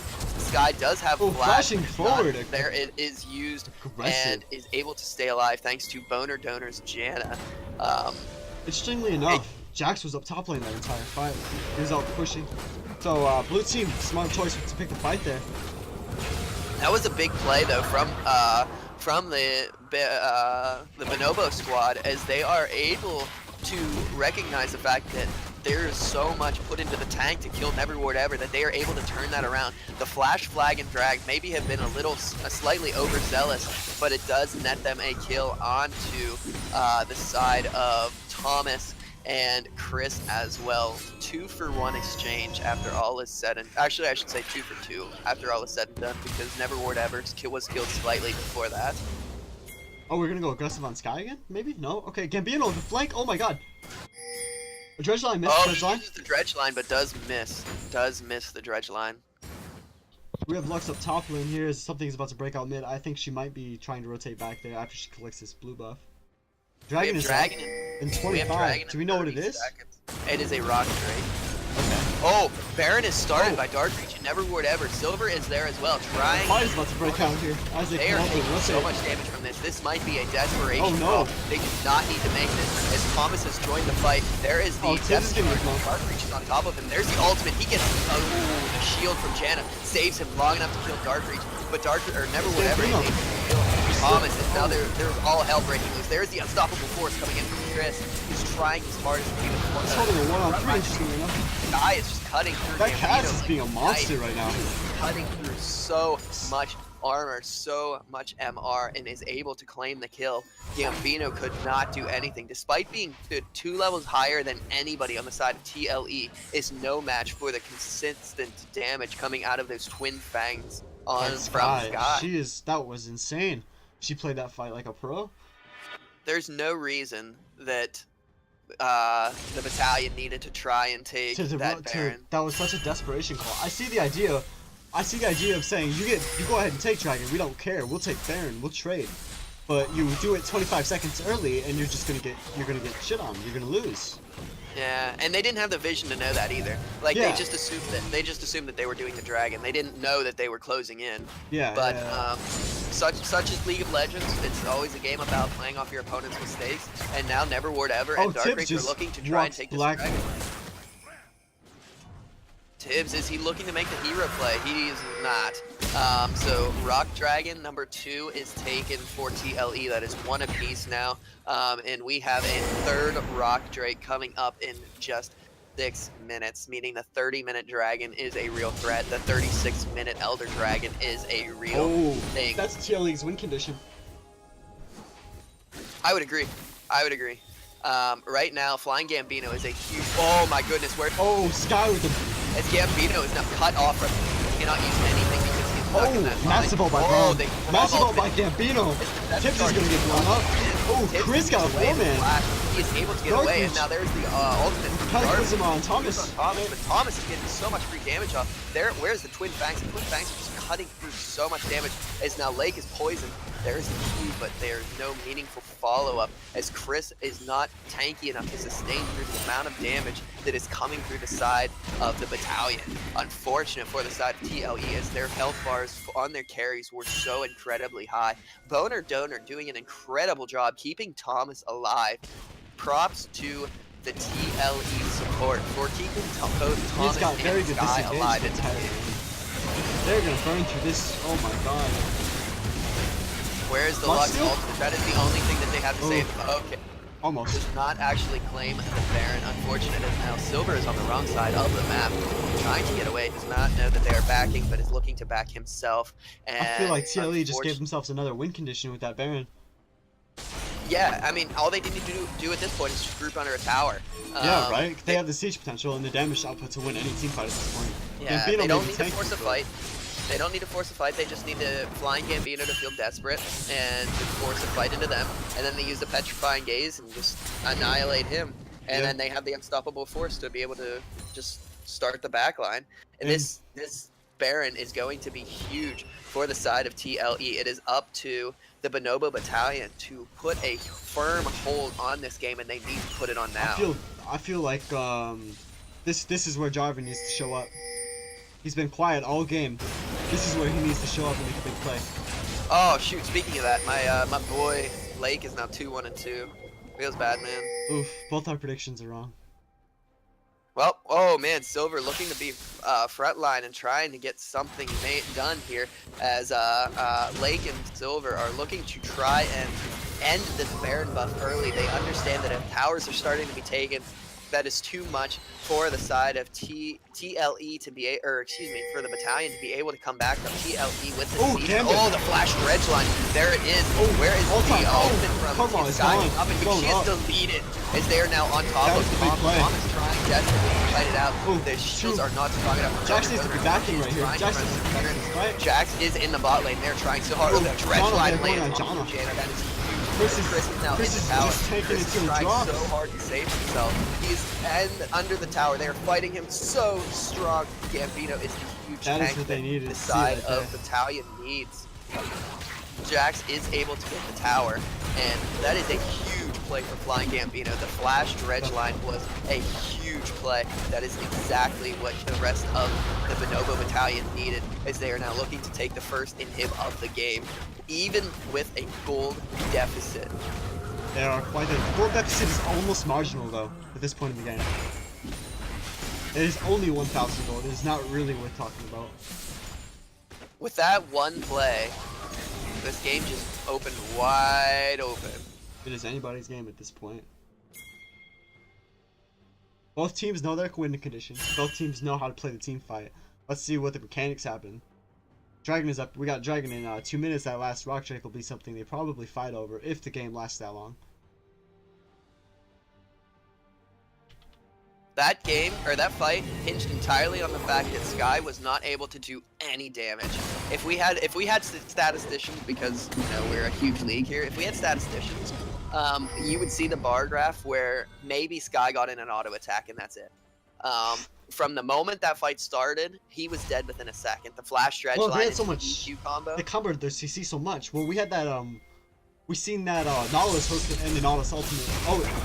Speaking of that, Sky was massive. He does get the two-man petrifying game. The two-man knockbacks damage. Oh my god. Silver is Flying Gambino with the ultimate. Oh my goodness, they ignore the fact that Kog'Maw did not defend himself, and it is now a 3v2, or 3v4, excuse me, as Lake is cut down by Sky. Sky with the ultimate. Doing so much damage. They do have minions entering the base, but they are sending right now Malphite back. The rest of the team is looking to push in the top lane. I don't think he's the right call. I think you send Sky back. I don't think Malphite can deal with the wave fast enough. We shall see. We shall see. We have the first Nexus tower is taken down. He is trying his hardest to defend the towers. They do catch out Lux. It is now a base race as, they do send back Kog'Maw at this point. Kog'Maw is not sent back. He's actually spawning.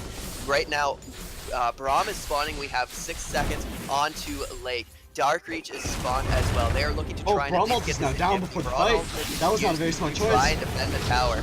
They are now taking this inhib tower. This game is exploding in excitement right now as they are trying their hardest to get the inhib tower, and Silver is chasing. There is the Q. Chris trying to run interference as Lake is now spawned. Lake is now chasing, but nothing is going to become of it.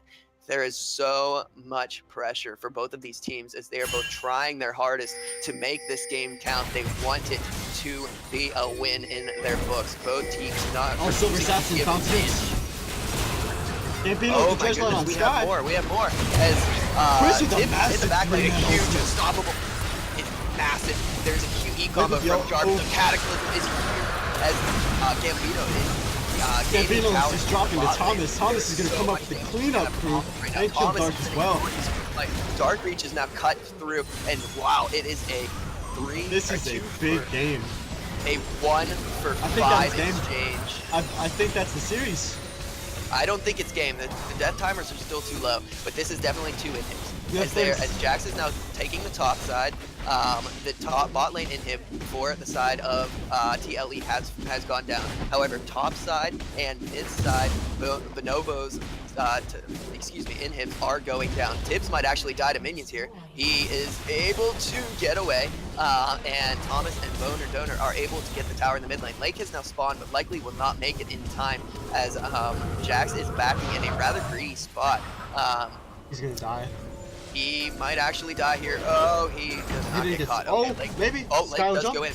Lake is going in and does not find the kill. Silver and Lake are able to repel the assault. It is a knife's edge that this game hangs on. Despite the fact that they have a 7k gold lead, TLE is showing signs of very, very shaky ground they're standing on. They don't know how to play this one, Phil. I think, what'd you say? I said that they're standing on shaky ground. Yeah, okay, I agree with that so much. I think this next fight over Baron in 30 seconds is going to be a mess. I think it's going to be a game if they wait that long to fight. These teams both see one person out of position and they get the bloodlust. They go right in. Kog'Maw has both buffs right now. That is a huge That red buff is going to matter. For the TLE 80 carry. He is 5 items strong right now. I'm Kog'Maw he is does not have the massive. executioners. I don't know. But, huh? I see that Kog'Maw is massive right now, and that red buff slow is going to mean a lot in this next fight. Oh, definitely, especially with that, Yeah, because if you can, this whole fight is pinging on Darkreach getting, or their assassins getting on that back line of that Kog'Maw. If they can't get to that Kog'Maw and Janna is able to peel quickly, I think they win the fight. Janna has been huge in this game. Boner Donor cannot be understated for how well he is doing on this Janna. He's playing with that Boner. Yeah, exactly. people say that Janna is free wins, and this is exactly why. You just stand behind your carry and you let your carry carry you. Oh, TL has a great. Oh, they're starting it. Now remember they have 2 blocks, they take it fast. Oh, he pulled this. Wrong member. Lucas picked up on the wrong side. Baron is taken down by Jax. The unstoppable force comes in as Darkreach is now. Whoa! Guy is deleted. This could be huge for the side of the Battalion. This is Thomas cleanup. He's just gonna auto attack. There's so much being put into the tank right now. 3v3 on both sides. As now Silver Assassin is the only member. Silver trying to get out as they chase him down. The second he's going for it. has been taken down. Oh, it's a race. Jarvan is gonna try. We have a base race. We have a Malphite. We have a Malphite with no ultimate. Can you do it? Malphite cannot fight him because there is. Oh my goodness! They back. Darkreach is dead, and now Kog'Maw might actually be able to end this game. Silver is the only man alive to defend against the Kog'Maw. Kog'Maw takes tower 1. Kog'Maw is looking to take tower 2. He does have the super minions. I think that is game. He is. Oh, Braum, you didn't stand in front of the altar. Okay, so he has 8 seconds to defend. He cannot defend this. The Baron minions are going to take the game. It is the series for the side of TLE. Wow. What a series. Wow. That's the only way to describe this one. Wow. That last game was so back and forth. Wow. I'm sitting here with shaky palms after that one. That was a good game. Yeah, that was fun to watch and cast. Well, with that, I am going to go get a drink. My voice is completely shot. However, if you are interested, let me see here.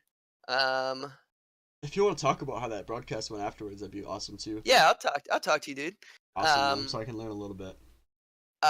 The only thing that we do is you can offer to people interviews if you want. I myself suck at doing interviews. Really? I want to talk to that. I want to talk to that Kog'Maw and get a thought on what they were thinking about in that game. I'm just gonna go. All right, so Thomas, if you are watching the stream, can I just hop in their chat? Well, we can just bring him into the stream booth. All right, so Thomas. All right, I'm gonna pull him in right now. Well, no. We have to make sure that he wants to, because like some people just don't want to. Okay. Thomas, if you're watching the stream, bro, just pop into all chat and type something like, "Hey, here I am," and we'll move you in. If you want an interview, that is per Dr. Beats, my boy Phil. Yeah, I'll have an interview with him for sure. That was quite the game. I want to know what he was thinking about in that last fight. I want to know what their strategy is. Okay, he's here. You want in? Okay. Let me move him real quick. Where are you, my friend? Okay. Okay, he is in. And hey, can y'all hear me? Oh, you're a little loud. Hey, what's up, man? Hey, I'm sorry. I have a sensitive mic. It's all right, man. Amazing game, by the way. I just gotta congratulate you real quick on that game. What was going on your? What was on your mind in that last fight? What were you guys communicating with through calls? Oh, you know what, dude? That game was crazy. Team Bonobo Battalion, they played really well. I mean, they play fast. They play good rotations. They do clean picks. They hit almost all their skill shots, and it was just fun to play with them. No, but yeah. So they just played really fast paced, really competitive. Just a crazy game. So we just knew that we had to match them in their skill level, and that sometimes includes crazy Baron calls and just like chaotic team fights. Yeah, actually, I wanna ask you guys about that Baron call.